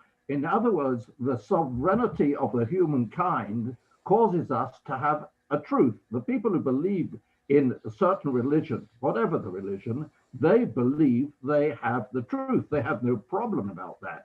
We who discuss the truth obviously do not belong to that sort of community. But we have to understand the world, a great percentage of people living in this world believe they have the truth, because they believe they belong to these authoritarian or even fascist regimes. And that is all connected to the struggle between tolerance and intolerance, which really is the basics of the whole system here. I would like to go Very on. good point. Yeah, that. Richard, yes. But it does include some of what Frank's saying. I'm rather worried that our view of reality is not just based in this time, if you like, historically, but also culturally. I mean, I'm a generalist rather than a physicist. I've done some philosophy, I've done some science, but I've done some anthropology too. And I have actually talked to, say, an old man of the indigenous people in Australia who hadn't been educated by white culture, his whole reality comes through stories. And the whole of it, but on the other hand, if you drop him in the bush, which is his natural environment, he will survive. Whereas I doubt if any of us will, and I've actually lived there. Most of us, there's one or two people who come from different cultures. I've done enough reading of Hindu and Buddhist philosophy. Their philosophers put forward a different reality to our reality. You could put us all in a Venn diagram and we would actually share more concepts than everybody else. But if you're all probably aware of parallax, we are all looking at, say, a cathedral spire in the distance, and we're all standing on different points, but we're all looking at the same thing. The reason is we all share language, we share the same metaphors, we share the same view of mathematics, basic maths anyway, physics, basic physics. We do not know something which is different totally. For instance, we believe in causation. Other philosophies don't believe in causation in the way we do. We believe in one reality. There are a multiple of realities, and none of them are, with a capital R, real any more than the Logos. And I apologize to anybody who is religious, but the Logos with a capital L is the word of God. You know, if you're a Catholic or a Jew or a Muslim, you then believe that there is an ultimate reality. But unless you're religious, there's lots of nice ideas to play with. And we like playing with ideas. We play with concepts. We do not actually have any absolutes, because if you have an absolute, you've closed the grill around yourself and the universe is no longer infinite. It's not only bounded, but it's finite, totally finite. The ideas that we're looking at should be infinite, but we're bounded by what we've learned and what our social background is and our educational background and so on. But every now and again, you can break free from that, either through new scientific ideas or perhaps by reading some poetry. Or, sorry, I had to bring poetry in, but perhaps by reading some philosophy. But it breaks us free of the way that our thinking has been confined. And I think that is quite important. I agree with Ronald. I suspect that a lot of what he's saying is just to make us think rather than actually a belief in anything. Otherwise, he'd go against his own thesis. In other words, he'd believe in an absolute. I suspect that he also thinks that it's playing with interesting ideas to see what comes up. You are suspecting wrongly at this particular point, by the way, because I've done a lot of work and written a lot of stuff about it, and you can see that there is a line, not an absolute one, and obviously I cannot and never will and have said that this is the way it is. I'd be shooting myself in the foot. You're right. I'm in a bind here, because I am continually arguing against myself, which is not a comfortable position to be in, by the way. I have to tell you, it's not an easy life to see that everything is changing and moving, and that I'm part of it. And obviously, I see things roughly the way you do, roughly. Now, when you said, the only thing I disagreed with, Richard, when you said, when we look at a cathedral, we see the same thing. No, I said parallax. Where we stand, that means that our views are different because we're standing in different points. Yeah. But we have got, because of a cultural background, we have got something there to look at, even if it's a figment of our imagination or our education. I said a cathedral just as an illustration. No, what I'm fine. saying is, wherever you stand, it's going to be different. But some people aren't even in the same continent. You're right. Some people. But when we say we see something, and we agree, but we're seeing it approximately well enough for us to say, I see a cathedral, whatever it is. I say, yeah, I can see one too. And that is approximately enough for us to say, yes, there is a cathedral there. But if I would go deeper down and I would say, well, what do you mean by that? Where is it? What does it look like? We would disagree. The more you focus in, the more you disagree. And so that the approximation, why I'm saying that nothing is real or exact, is that when you focus out, you will agree. You will agree. Yes, Ellen, I'm going to get back to history because Frank brought it up and Josh is here, and I want to tell you why history, what I think of history that you already know, but I'm going to say it anyway, just to annoy you. Ellen, yes.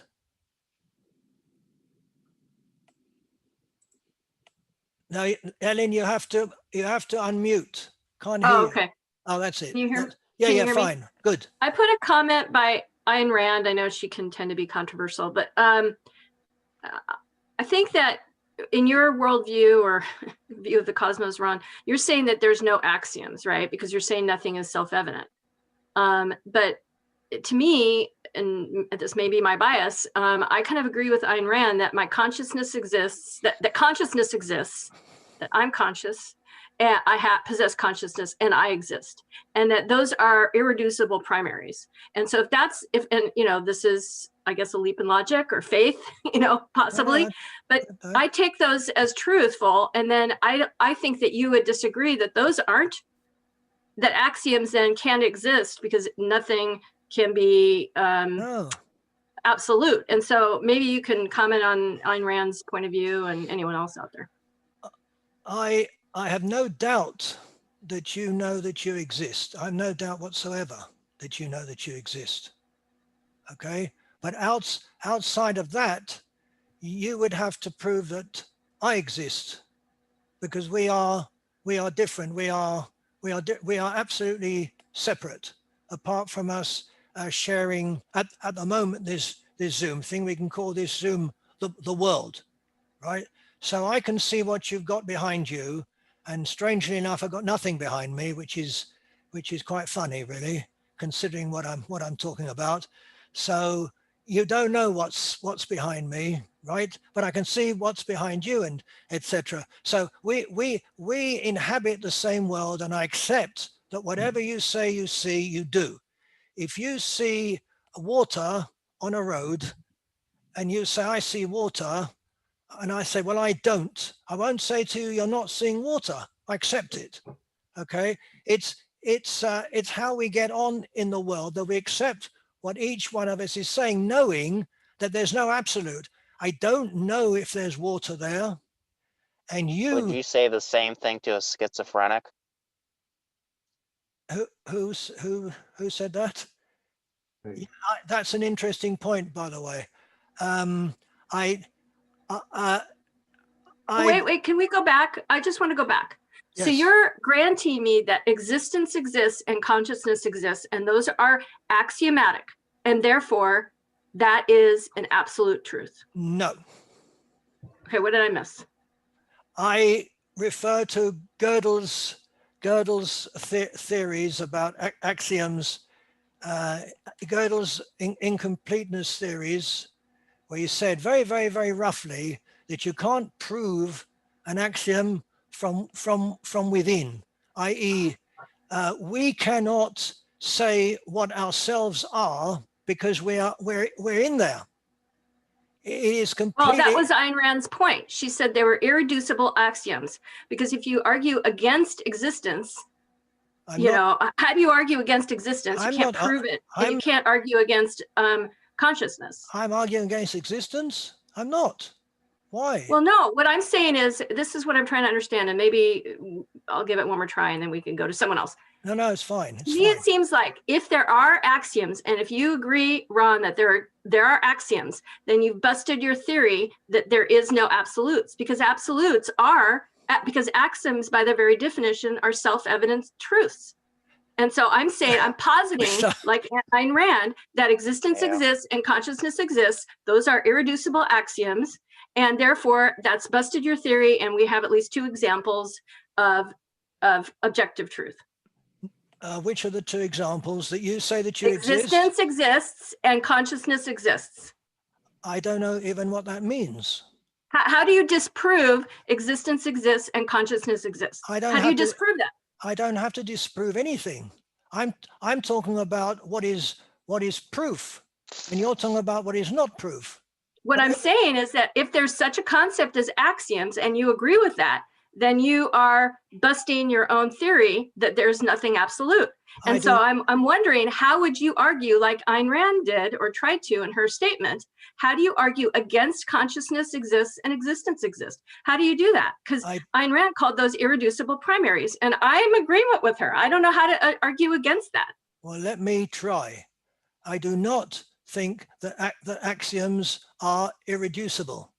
I think that if you decide that there is an axiom, and that as far as you're concerned, it's irreducible, there's nothing I can say to you that will mean anything to you. I just don't accept that there are such things as irreducible axioms. I don't see that. And as I mentioned about Gödel, that he showed that you can't even show an axiom because it's within what you're talking about. There is no way that you can get to an axiom because it's within yourself. You're telling me that you know what you are, but you're telling me that from a completely subjective point of view, not from an objective point of view, because it's you doing it. So well, but I think that's the conundrum that a lot of us are talking about. That if the moon's behind you and you don't see it, does it exist? Yes, it does. Well, it goes back to what is reality? Is reality separate from consciousness? And we go, and to me, it's like all wrapped up in the same conversation. Maybe there's no physical reality without consciousness, and maybe there's no consciousness without physical reality. I mean, I don't know, and I can't prove what comes first. But I think it's really interesting, Ayn Rand's point of view, which is how does one argue against I exist and I have consciousness? I would never do that because that would be self-defeating. I would cancel myself out. And so just from a logical standpoint, I don't know why anyone would do that. And so to me, it does seem like an irreducible primary. And maybe that's just because I have faith. I have faith I exist, and I have faith that I possess consciousness. But at the end of the day, it seems like that's the kind of root of what we've been talking about from different perspectives. But I'll be quiet now and listen. No. I mean, isn't what Ellen is saying, is she's saying that the only axiom is there are no axioms. I mean, isn't that contradictory? The whole point the only is axioms there are no axioms. No. How do you respond to that?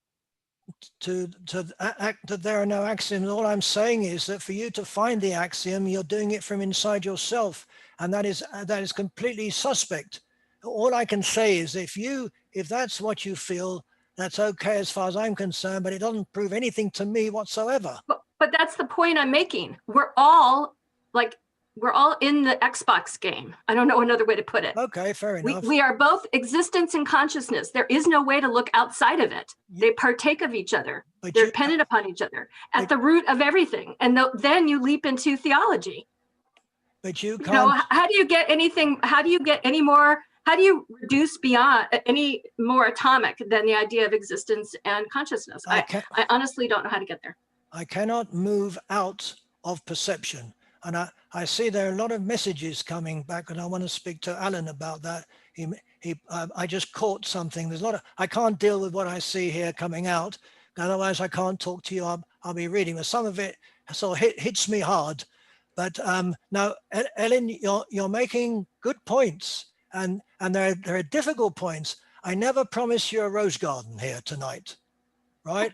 And really, because these points are extremely difficult, and there is we're not going to get to a conclusion. That's the whole point. If we get to a conclusion, that means that we're going to get to the truth. And once we get to the truth, once we say, okay, we all agree this is the way it is, it is what it is, then we are lost.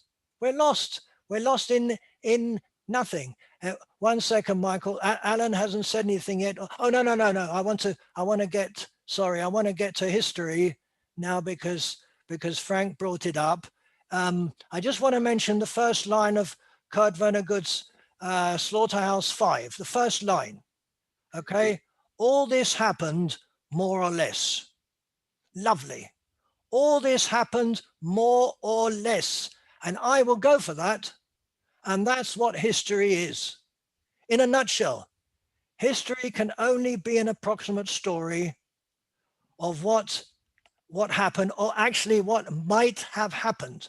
Everything that you find, all the artifacts and all that, they come from people and what people thought and what people said happened or might have happened. How do you build a history on what people might have said because of their subjective look at the world at that time? How can you do it? History does not repeat itself. It just doesn't. It's always different, always. The circumstances are never the same. There is no objective history, basically. It's all interpretation. Hang on. It's all interpretation. The aim of historians, in my opinion, my humble opinion, should not be to get to the truth, because you can't do it. You'll be fooling yourself. It's all interpretation.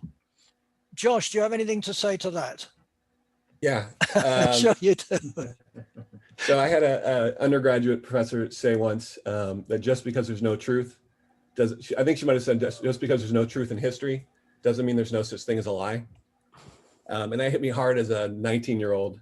But I agree with you that there's no objectivity in history. And I think what we need to do as historians is not try to find some unvarnished past that can be located and described as it was. But what we do as historians is we look at how knowledge is produced. We take part in the production of knowledge as well. Excuse me. So to me, that's the question of history. How does knowledge get produced? How does it happen? Who produces it? Why do certain ideas live on and why do certain ideas disappear? Which ideas are important and why? And you know, fundamentally what we get to when we ask those questions is history has been about power and about sovereignty.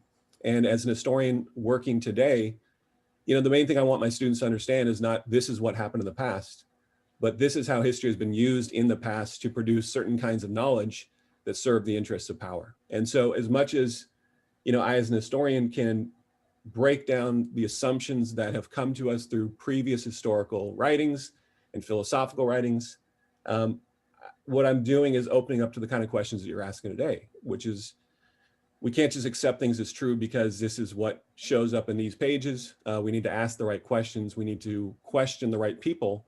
And we need to understand the way that power and ideology work on the production of knowledge more broadly. Because, you know, I think that's something that's been missing from this discussion, is that so much of the way we think is driven by the way that power and sovereignty want us to think. You know, you mentioned Thomas Jefferson, we hold these truths to be self-evident. But the truths that he holds to be self-evident are truths that specifically serve the interest of him and people like himself. The next line is that is all men are created equal, spoken by a man who held slaves. You know, I think most of us are aware of that contradiction. And, you know, I think so much of the ideas of the basis of our own liberal democracies, if we live in those sorts of societies, are ideas that were invented to serve the interests of a particular group of people at a particular group of time within a particular context. And, you know, so I'm increasingly skeptical about the Enlightenment, for instance, because I don't want to hear what freedom is to a slaveholder, right? And I don't want to hear what liberty means to an imperialist.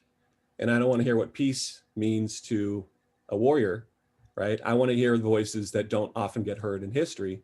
And that means looking for different people at different times who have things to say that actually serve the people who are ground under the power as opposed to the people who are wielding the power. So that's a lot. That was more than I intended to say, and it was maybe No, more. it's that's very interesting indeed, because you're looking at history as something alive and moving and changing, and that the next generation of historians will look at it differently, right? Oh yeah, I mean, absolutely, yeah. It's not one thing. And you know, I was talking to a student the other day who wants to be an historian at some point, and I said something about, you know, cutting edge history, and he goes, history can be cutting edge, because he was thinking of history as just a thing that is, not as something that we're constantly interpreting and reinterpreting and trying to understand in the context of the present. And that's ultimately what you know. You said there is no present, but we'll put that aside for the moment. That history is never about the past, because the past is unrecoverable. History is about finding the things in the past or locating things in the past that can help us better understand who we are in the present. Okay, that's fair enough. So, one second, Michael. We've got two hands up. Very polite over here. JP, you just lowered your hand. JP, did you want to ask something? JP? Yeah. Ah. Yeah. I mean, I think it's I think it's a very important point to say that, you know, there is such thing as contradicting yourself. The whole thing of saying, you know, there's no absolute truth, or there's no axiom. The only axiom is there are no axioms. You contradict yourself in that way. I think another good point to make here is what are the prerequisites of perception or observation? Because if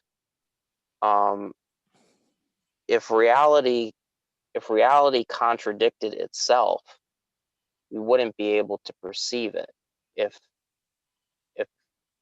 you know, if something was up and down simultaneously, or if something was white all over and black all over at the same time, you know, you wouldn't have any perception. So to me, these are indications that there is an external reality to yourself. But I think I've had this discussion the last time we met. I think the broader point that needs to be made here is what is the consequences, because there's been a lot of commentary on, I guess, religious people or people who believe in absolute truth and the psychology that they have. And I just want to briefly comment on that, because people did comment on religious people. And I want to read a quick quote from Adolf Huxley, which is when he said something about the philosophy of meaninglessness was essentially an instrument of liberation from a certain system of morality. We objected to the morality because it interfered with our sexual freedom. The supporters of this system claimed that it embodied the meaning, the Christian meaning they insisted of the world. There was one admirable, simple method of confuting these people and justifying ourselves in our erotic revolution. We would deny that the world had any meaning whatever. And to me, this gets to the broader point of what a society that denies this really comes to, because there's no reason to engage in physics if everything is perception, and there's no reason to have any system of ethics.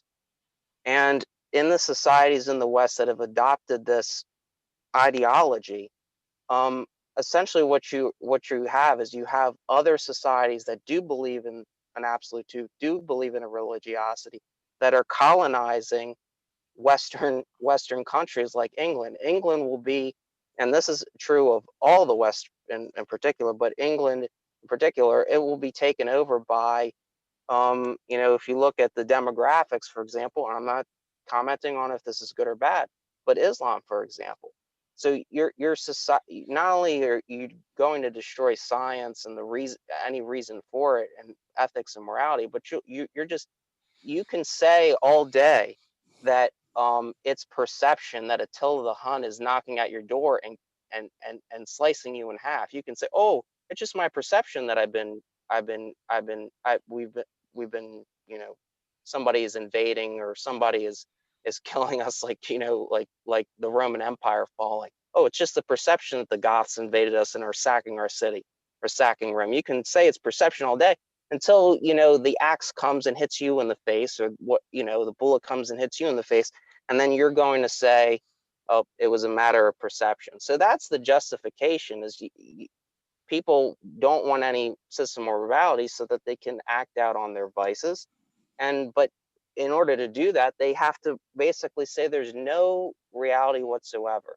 There's no, everything is a matter of perception. Well, we'll see how good perception gets to you when, you know, the God, how's perception going to help you when the Goths sack your city and you say it's a matter of perception that they destroyed my house and they burned down my city or something. I mean, this philosophy is going to go away. It's just a matter of working its way out, and you're seeing it generation by generation. It'll eventually burn its way through. But, you know, I'm just curious as to how you can continue with basically contradicting yourself. You know, you say something is that the only axiom is there are no axioms. It's pretty, you know, I don't know, I just find it very, very interesting. It's a nice way of putting it. I'm sorry, I'm coming to you in a minute, Michael. James, you've got your hand up. Yes. You're on after. Okay, I'm here. James, Michael. Yes. Yes, I just I did want to remark on the comment on Ayn Rand's axioms. I think she needs to be applauded for her ideas here, these basic ideas, the idea of consciousness and existence, since she was born believing that she invented them, apparently. But it's the words that we use, the adjectives, like I was saying before. You know, when we use irreducible, as she did, we're implying that there is some continuous conception, that there's an absolute, or there is a kind of in saying that there is consciousness or there is existence, the idea that is not actually, that those two things are not actually free. That consciousness is not free, it's irreducible. That existence is not free, existence is irreducible. Or the axioms. In this case, she applies the word axioms, which is kind of a type of truth. We use axiom when we're trying to say that this is going to be the basis of some other, this is something that's suitable for being the basis of some other truth-telling. So, you know, and so that we use these as the axioms, everything else we say could or could not be true, you know, based on them. And which is fair. That's why I was just saying that idea is fair. It's just the use of the adjectives is careless. To say that, once again, it's absolute, that there's an absolute existence, that there's an absolute consciousness, and all that implies is dangerous use of adjectives, and that's where the conversation, you know, becomes politically loaded. And where we have politically loaded language, then we start to head in the direction of domination, fair, whether it's fair or unfair. So that's my comment on the Ayn Rand quote. Fair enough. Michael. Yeah, no, there's a lot to say, but I think much of philosophy misses the point. Maybe many of us are missing the point too. Whether or not there are absolutes in the universe, I don't think is the point. I think it comes down to utility, which is the whole basis for our evolution, how we got here in the first place. Yes, our study of history is approximate, our study of science is only approximate, but what we can take to benefit ourselves, benefit our society, our civilization, is the point. The utility of it, not whether or not there are absolutes. How will this benefit us as a civilization? Let me just comment on some of the other comments. Well, maybe I'm misinterpreting this, but Britain is fighting its way back from the invasion of Islam. I have to say, I think Christianity did more damage to European civilization than Islam ever could. My own opinion. It was something else I wanted to say. Ayn Rand. We're all prisoners. We're all prisoners of our own experience. And Ayn Rand was a very resentful, imperialistic person.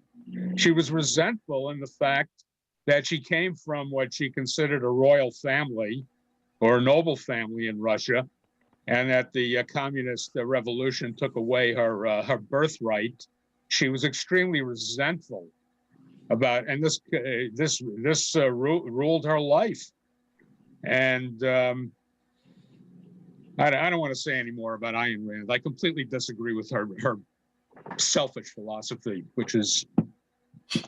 that's all I'm going to say. But I think the purpose of philosophy should be the utility of it. How does it benefit us as individuals and as a civilization? Not whether or not we believe in absolutes, because we'll never understand what absolute is. I believe in absolutes, but I also believe that we don't have the intellectual capacity to understand those absolutes. Can I just, I've got you, Augustine and Frank, just 1 second, please. I just want to talk about axioms for a second and utilitarianism, which Michael, you brought up. Jeremy Bentham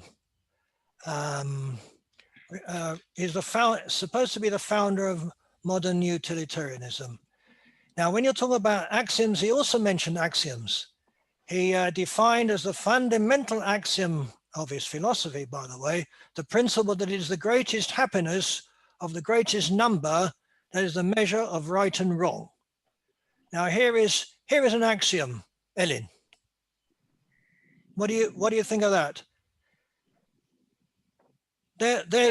Because axioms are axioms. Everybody talks about axioms if they're absolute. They're not. Here's an axiom from somebody else, which is a very fundamental part of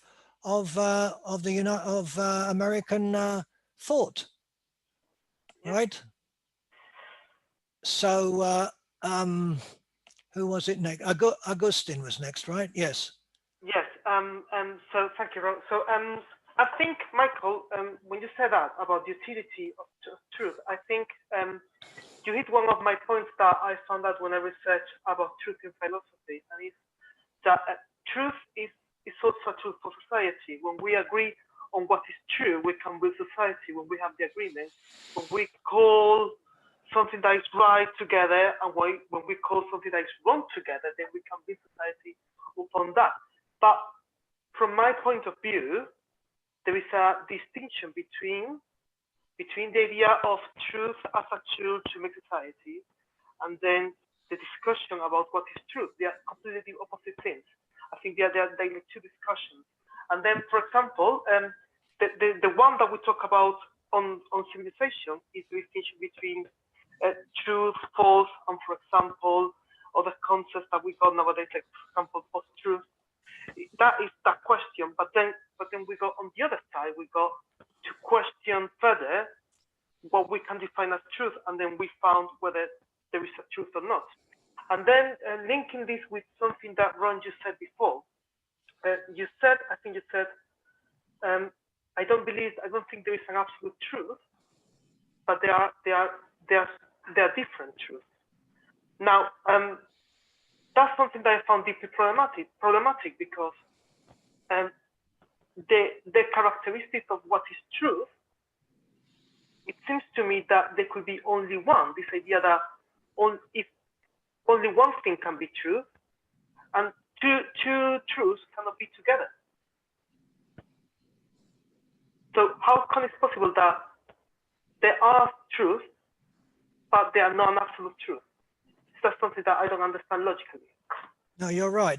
But perhaps truths is the wrong word. But I can say that they're approximate truths. If there's only one truth that does not exist, but you can get closer to it, can't you?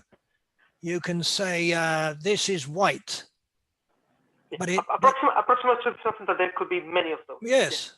Yeah. So you can say this is white, but I've got something that's more white, and they're both true. They're both white. All right. So I agree with you. Talking about truth is problematic, but I have no other way of putting it. And all I can talk about it is approximation. And we get closer and closer to what we consider individually to be the truth, which might not be closer for somebody else. But somehow we live together in the world, and we only do it through approximation. It's the only way we can survive. We're all here together here in this Zoom world. We all come from different places and different disciplines, and Michael and I disagree about a lot of things. And yet we could still, after the corona, we could still have a beer together, and we're going to have a chat about a lot of very interesting stuff, because the language we use is sort of approximate. As soon as we get down to nitty gritty, Michael and I will argue. But when we focus out, we will agree as part of society. And I think that's how it works. It's the approximation that works with everything. And that's the point I'm trying to get over, that it doesn't matter. It really doesn't matter. There's no real truth, even if it hurts. Even if it hurts. We haven't even talked about ethics yet, which I thought you all would, because we all want there to be an absolute truth. But perhaps there isn't, and perhaps it doesn't really matter. Perhaps we're driving ourselves crazy looking for the absolute truth when perhaps there isn't. And let's sort of be okay with that. Okay. I think. Well, one second, Ellen. Frank. Yes. Sorry, Ellen, I'm coming to you in a second. Okay. Okay, I'm not a philosopher, as you know, but when you talk about one truth and relative truths, or one white and relative whites, aren't we supposed to be going back to Plato? Didn't Plato have the original idea of there being one idea for everything, and then there are approximations of the one idea? That's one thing I wanted to ask. The second thing, I wanted to go back to history and to tell you that the word history itself means inquiry. It doesn't mean that you're telling an absolute story. You're actually inquiring into what happened in the past. And through inquiry, you're getting different sources. And through your different sources, you'll get an approximate story. Now that also leads up to the study of the human condition. And as we move up with the human condition, we also realize that each generation, or each country, or each community, or each religion has its own truth. And sometimes it considers itself to have a monopoly on truth. Like the Roman Catholicism, the Pope considers he has, or during the Middle Ages at least, he had the monopoly of truth. empires, emperors had the monopoly of truth. And therefore, when we talk about truth, we have to decide who are we talking to? Who are the people involved here when we talk about truth? Truth is different for different people in different times and different ages. And as I said before, the struggle is really between the human condition of whether we are tolerant or intolerant. The more tolerant we are, the more we have relative truth. The more intolerant we are, the more we have a monopoly on truth or absolute truth. Yeah, and I agree. that we see in the fascist regimes and the authoritative regimes, whilst we get liberal democratic regimes who consider that truth is really relative. I agree with you. I just want to say before I get to the others that the absolute truth is extremely dangerous. The ones who know absolute truth are dictators. Absolutely. They know the truth. And that's right. it. And it's with a big But T. But there's another thing. The dictators and the people who claim they have the absolute truth are really the only people who talk about truth. You don't hear it really in other camps. You hear it through the voice of dictators or through absolute regimes. Those people use the word truth. Other regimes, democratic regimes, very rarely use the word truth. Not sure that they don't. I think everybody tells us that. But not as an attribute of the regime, of the political society. It is looking for the benefit of society, for the happiness of society. Whenever I hear it's true that, I shake. The fact is, I hear, the fact is, and I know, oh dear, the fact is. Well, it's a way of speaking. I know, but it really puts me off. We hold these truths to be self-evident as, democratic principle. I agree. Not authoritarian. I agree. Well, I mean, look, they talk about happiness. Happiness also is not absolute, right? Everybody's looking for happiness. It's just there on the horizon. This is the point I'm making from the beginning. There is no absolute. Whatever you throw at me, I agree with you. It's I'm not not throwing absolute. it at you. I'm No. Whatever you put out, I agree. Yeah. There's no absolute in anything. No. There's no, and in history, there's no absolute. But on the other hand, if you ask a Holocaust survivor about Auschwitz, I'm sure he sees it in absolute terms, in an absolute light. And I just have a question. Do you see, because I was just going to bring it up, this whole idea of facts. Do you think that facts don't exist? I'm coming on to, of course they don't. I'm going to come on to that in a minute. Josh. Okay, then hold on. Yeah. I'm about What to get time really is it? uncomfortable. Pardon? You're going to what? I want to say something that I think is pretty important, at least is to me. So right now, I would say that the fact is I own my house. And so I don't really want to live in a society where that's subjective and everyone else decides they want to live in my house. Now I'm in North Bend. I'm a half hour to 45 minutes outside of the Chaz here in Seattle. For those of you who knew what happened, where a bunch of people who had relative, theories decided they owned it, and the police abandoned it, and rapes were happening and murders were happening and the police couldn't get there. And so I'm just letting you know that some of these thoughts, I think, lead to an outcome that we've actually had demonstrated before our eyes in some of our cities this past summer. And our whole entire law is based on facts. So Ron, I love you. I've been on this call for 2.5 hours, but I just think we have to think through what this means from a philosophical standpoint, because it's a kind of it goes down a bad end, and we've seen it before our eyes in many different cities in the United States. What time is it, Ron? What time is it? I have it's a different time from what you have. None of us has the same time, is the whole point. Never do we have the same time. Hang on, Terry. Ellen, very good. I'll get back to you. Don't go away from your house, which you're telling us is your house, but I really don't know whether it is. But I believe you. But I don't know. Josh. I kind of lost my train of thought with that last comment, but I was thinking about just pushing back against the idea that there's some fundamental distinction we can make between these dictatorships and liberal democracies, especially when you consider that it was mostly liberal democracies, including Great Britain, that had the largest empire in the world, and impose their own kind of truth upon those empires, hundreds of millions of people, far more people than lived in Great Britain. And I think, the United you know, States the empire. United States, absolutely, right? A quarter of Our the entire, world. you know, the entire American origin story is an attempt to create a kind of truth that will then be taught to us in our schools as we, you know, from 5 years old. You can look at the kind of stuff my kids are learning in schools, and it's drivel, and it's meant to present a particular story of again, to go back to what I was saying earlier, a kind of story of power, which erases criminal activities, basically, right? British Empire, American nationalism, American imperialism.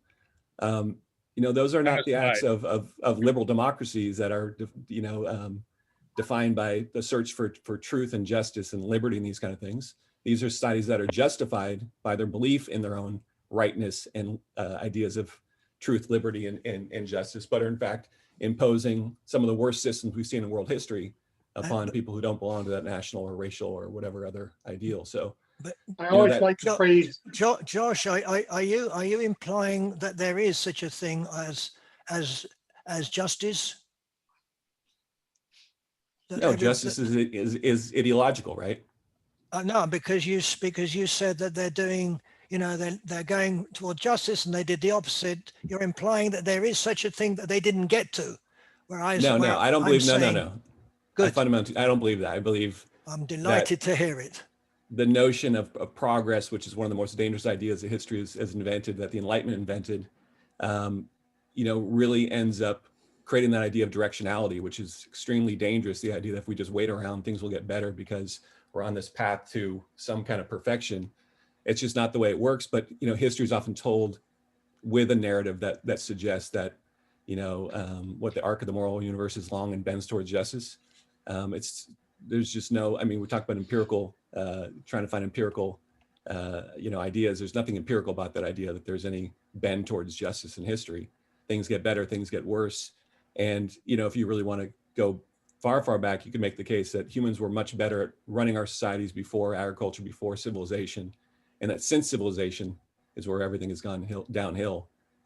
But that's a bigger discussion, I guess. That's a very big, much bigger. Before we get to Terry, and then Morris, you talked about nature. I just want to say the beauty of nature is not its perfection, because nothing is perfect, of course, but in the way its perfections work beautifully. Thank you. And they do so approximately. Terry. It's adaptability, not perfection. Hang on, Terry. Your turn.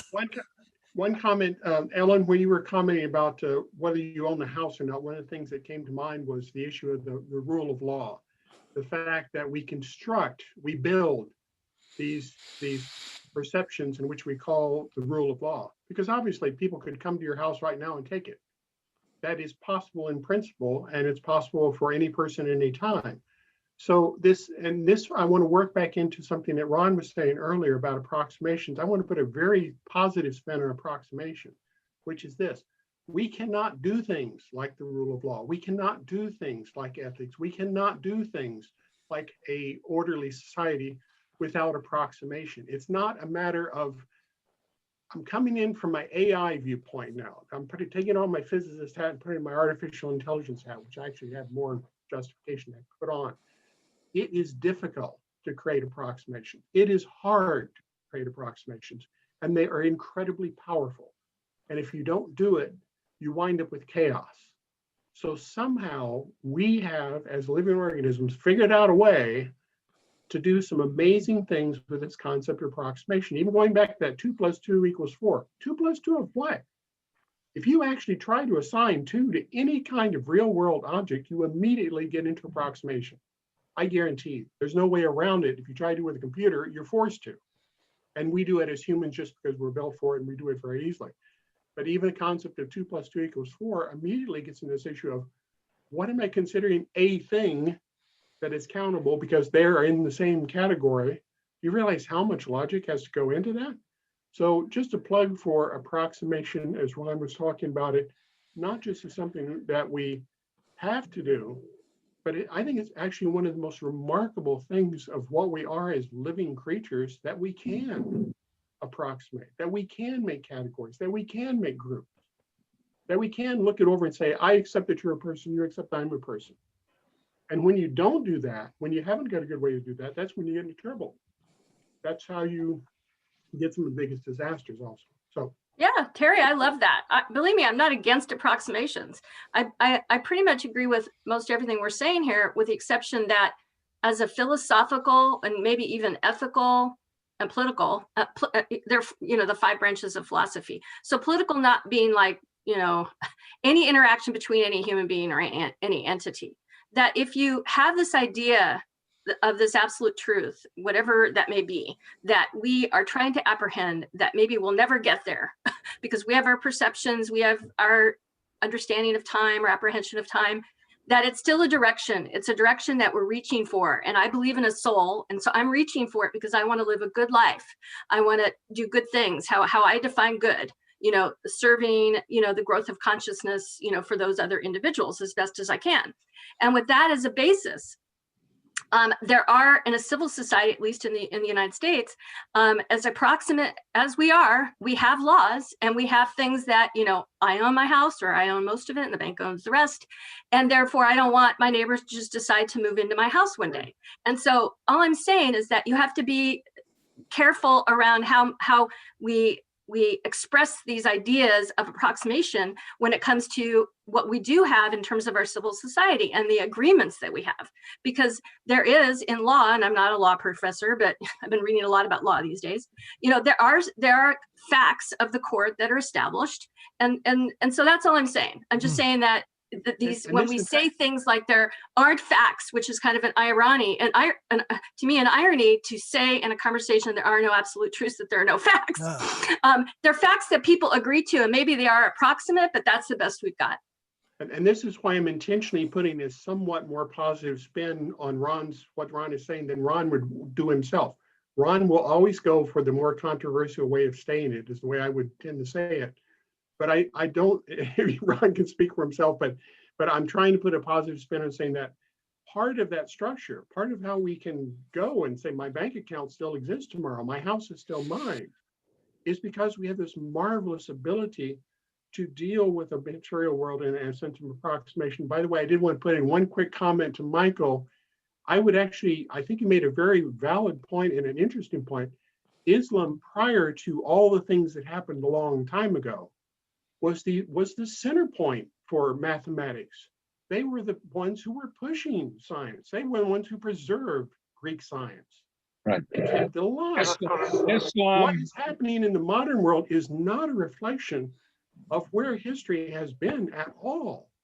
Our European ancestors were in the Dark Ages. Our European ancestors were in the Dark Ages when the Islamic world was at its peak, discovering new scientific things. And I also have to say, and this is going to be controversial, of the 3 Abrahamic religion. If you know Muslim people, which I do, and I have Muslim friends, Christian and Jewish friends, Muslims are taught to be accepting, at least of people of the book, people of the other Abrahamic religions. Christians and Jews are tribal, let's face it. Muslims are not that way. And I'm not talking about political Islam. I'm talking about traditional Islam. Well, and this, even the autobiography of Malcolm X, you see that because he was astonished by the acceptance of that. So yes, Morris and then Bill. Okay. Okay. Some of us have touched on the subject. Seemed to me very obvious that we're talking about truth. That is a situation in which you stand up in court and say, I swear to tell the truth, the whole truth, and nothing but the truth. Or should you say, I swear to tell an approximation, the whole approximation, and nothing but the approximation. But there have been many, many cases of people who have been found guilty of crimes. I'm thinking of a particular case that I'm familiar with, where somebody was found guilty of a murder about 30 years ago and was sentenced to life imprisonment. And after over 20 years in prison, one of the police officers who had given evidence, who was dying at the time of cancer, he decided to tell the truth before he died. And then it became obvious that the whole case had been built against this murderer on a false evidence. And there was a retrial and he was freed. People got very upset about this. And it seemed to me very obvious that for 20 years, he had been guilty.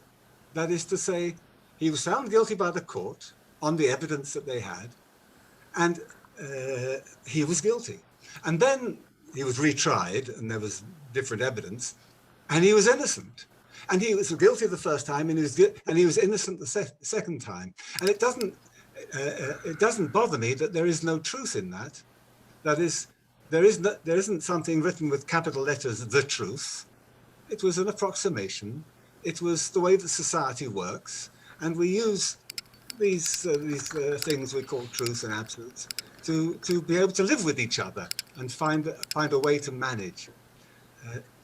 I always get stuck on the problem of my own death or the death of any of us, where here I come against something which I say, this is absolute. And when I turn my back on the moon and I don't see it, and somebody says, yeah, but it's still there. Don't worry, it's still there. I say to myself, but when I die, it will no longer be there. That's all I have to say. Can I come in? Can I come in on this, Ron and Terry? I disagree with both of you because I think the human bias. There's a really strong human bias towards the logical and what we consider ourselves to be reasonable, and even though that might not be articulated as well as the speech that we've been listening to and basically that we participate in the dialogue. The bias is going to be strongly towards the logical, and if we believe that something is logical, then it's the identity, not the approximation, not the getting near to, that appeals to us. In other words, if somebody says, well, we had 3 out of 4 doctors say it was your liver, not your teeth, we're going to take out, part of your liver. We're kind of like, we're going for distal truth or approximate truth, not necessarily something that we believe is the degree of truth that we're looking for.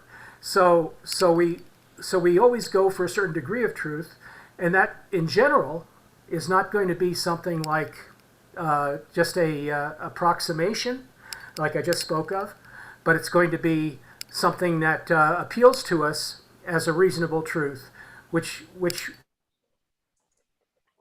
exercise logic, even if we're not educated in logical truth. We all exercise logic, so it's a human reaction to hearing hearsay, to our learning, and so that's all. I just really object to this idea that it's natural for us to always find a approximation of truth, because we won't settle for the approximate truth.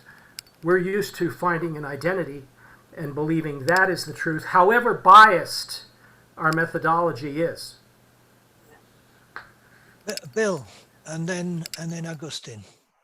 About approximation, and I can't hear you, Bill. It's very difficult. Hear me now. Yeah, speak louder or turn up your microphone. All right, can you hear me now? Yes. Better, yes. Better enough? We have a regulatory system in most countries that works on the principle of burden of proof. Not true. Burden of proof is variable depending upon whether it's more probable or not, whether it's like clear and convincing evidence, or whether it's proof beyond a reasonable doubt. For a practical matter in the rule of law systems that we have, truth is satisfaction of a burden of proof. And that is the practical meaning of rule of law justification for regulatory intervention to thrive, like conviction of crime. And you have audiences like judges, and you have rules of evidence that control who gets what put in front of the jury. And that is the practical matter that we have before us. And both all the not only the rules of evidence, but also the rules of the proof are proximate. They're not absolute. But the outcome we have and accept is where the proof is done to the satisfaction of the burden. It's true until. But Bill, it's our our American legal system is based on a preponderance of evidence, which is, again, the closest we can come to as an approximation to truth. On the contrary, it is not just that. It's not only preponderance, which is the lowest standard. There is clear and convincing, which is a higher standard. And then there's proof beyond a reasonable doubt, which is the highest. And the variations dependent on whether or not there's an alternative construction of the facts. There's no alternative construction of the facts. There's limited opportunity in and the possibility that a jury or weighs alternative theories, and that's probability. Agustin, yes. Yes, so I just wanted to say that, and I think I probably have to go after this, but without saying, regarding to the question of property, Ellie, without saying that your house is not your property, I believe your house is your property. But regarding that topic, and regarding the idea of whether we believe in facts or no, what I wonder is that actually, if property is actually a fact. For example, property of a house could change. You could own a house, and then you could put it as a liable to another mortgage, and then if the other person cannot pay the mortgage, that person will lose the house, and it can lose yours, in order to the bank to regain the value of the money lost.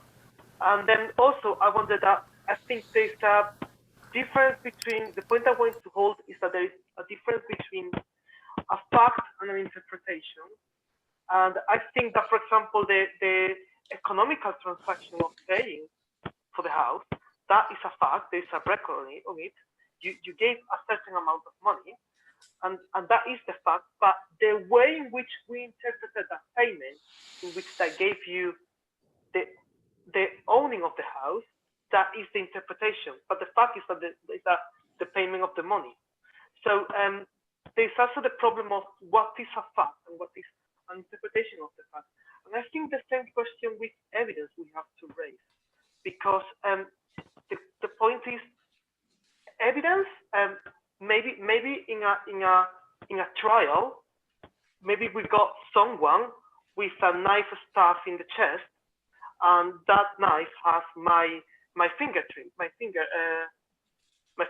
right? But maybe I use actually that knife to cut a cake, and someone else with a glove got it and stabbed someone else. The way we interpreted the facts is another thing different from facts. The facts are the knife, the person killed, but then a different thing is the interpretation. And actually, on interpretation is in which I believe we build truth, and that's what I wanted to defend.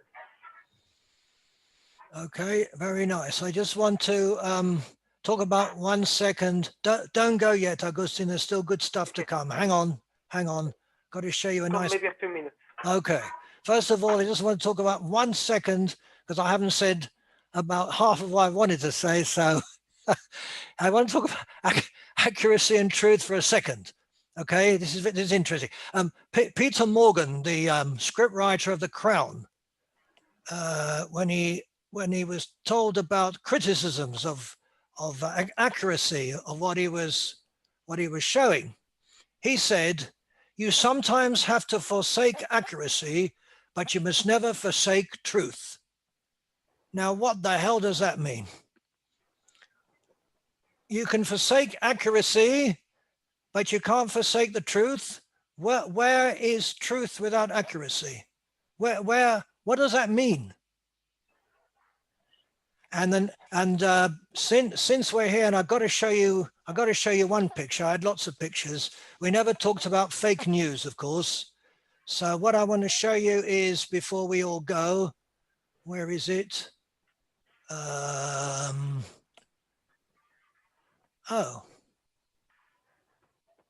it's gone. Okay, well, in that case, I want to show you something about Madonna. This is this picture where 6 Belgians are on this one footballer, right? Or for you lot, soccer player. And this is an iconic picture, right? Well, that's not quite a true picture. I mean, it's true, but let me show you something else. This is what happened before. He was going to take a free kick, and here was the wall, right? So now look, folks. And then we get to this. And this is what we see from behind. What actually happened was the walls separated, and here they are. But what we saw was this iconic picture of him against 6 people, because he's so amazing. He had 6 people on him. That is a very nice way of showing the truth that's not the truth. And there is plenty of that going on all the time. I had a very nice picture of something from the Second World War, but I can't. It seems to have disappeared. So, Ron, it isn't Madonna, it's Maradona. Oh, sorry.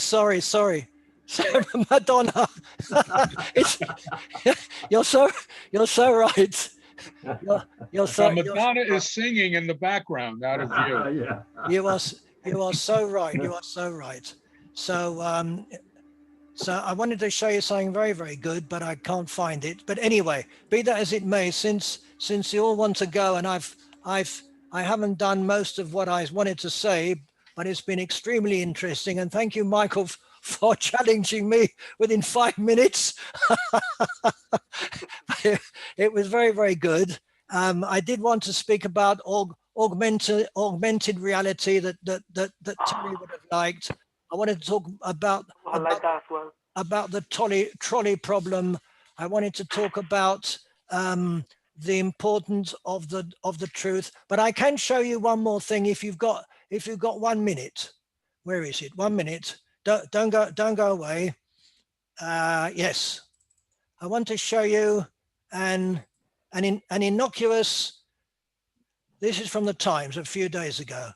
Large numbers of educated people claim a right to their own versions of reality, heedless of evidence, because some of you spoke about evidence, in absolute contradiction to the Enlightenment values that have governed Western societies, much to our advantage since the 18th century. Right? What is the problem here? It looks innocuous, right? But when you've got reality, where is it? When you have reality and heedless of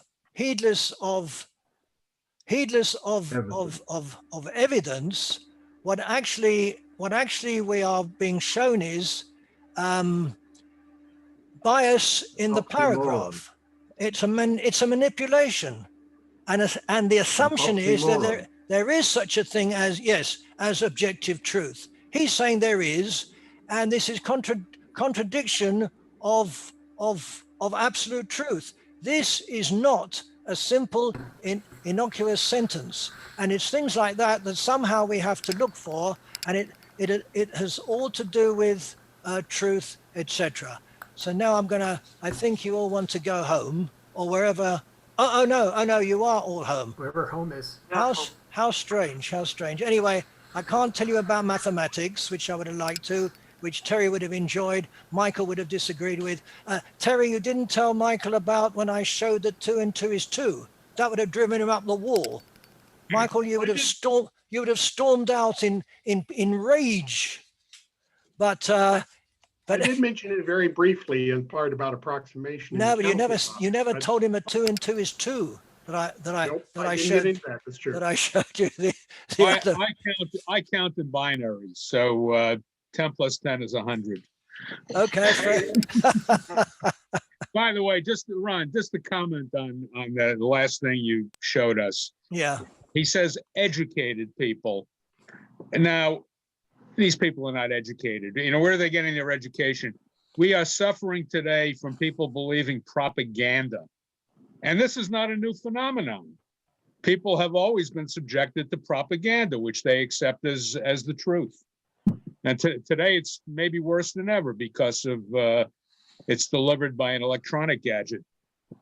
I'm not Can sure. I just ask what James Cook? You're sitting in front, apparently in front of something illustrating fake news or conspiracy theories or something like that. Isn't that That's right? what it is. Yeah. Yes. Yes.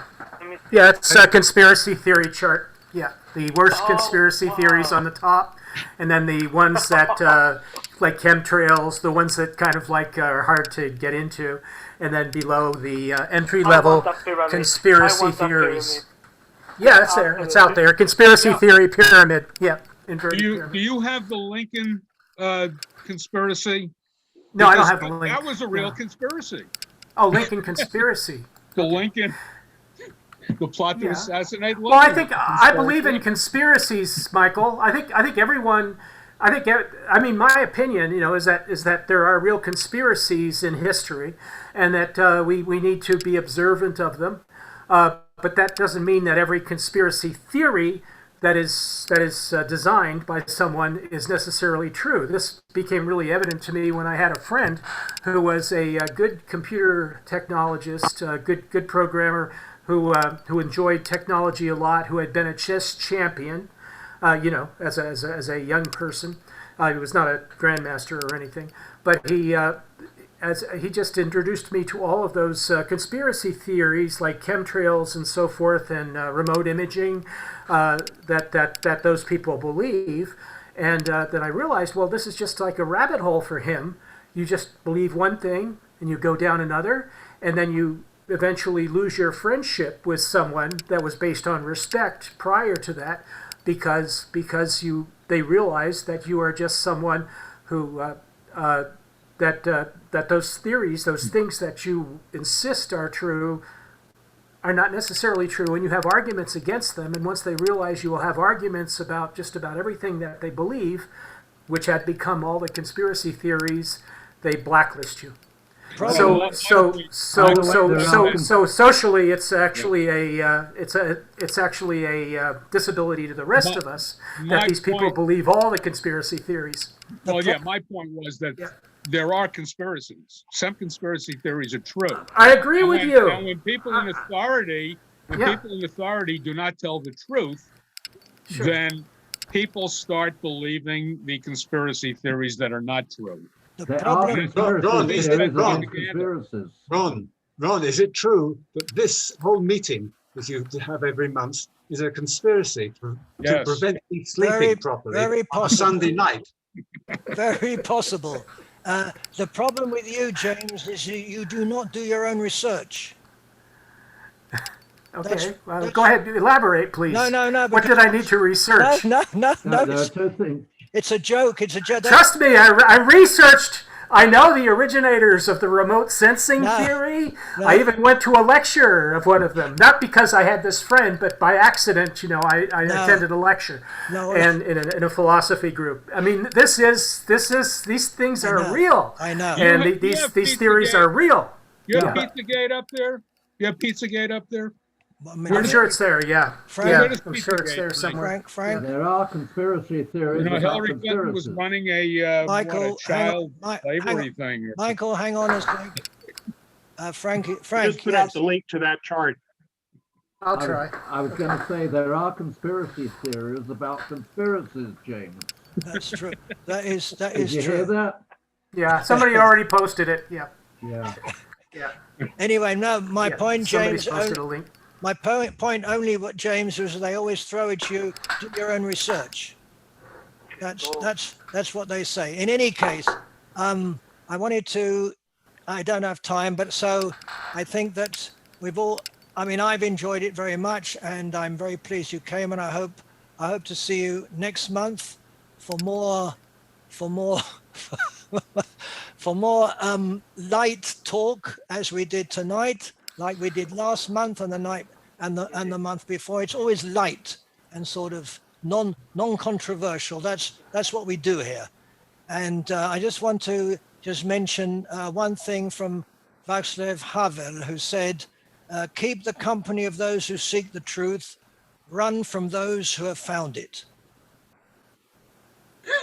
Thank you. So I wish you a good, wherever you are in the world, night, day, morning, whatever. And I hope very much to see you next month. If anybody wants to write to me about anything, please do. You'll find my email address on the invitation. I do correspond with people. I believe that's part of philosophy, is an ongoing thing. I speak to people about science as well, Michael. And I'm always very, very pleased to discuss anything. Apart from conspiracy theories, by the way, I don't discuss them. There's no point. You're not going to get through to anybody. But in any case, I thank you very, very much. If anybody's got anything to say, if not, I wish you well and keep your masks on, etc. Or is that a controversial thing? Bye, everybody. And your distance. Thank you, Ron. Nice discussion. Enjoy, Ron. All the very best. Bye then. All the very best. Thank you. Peace.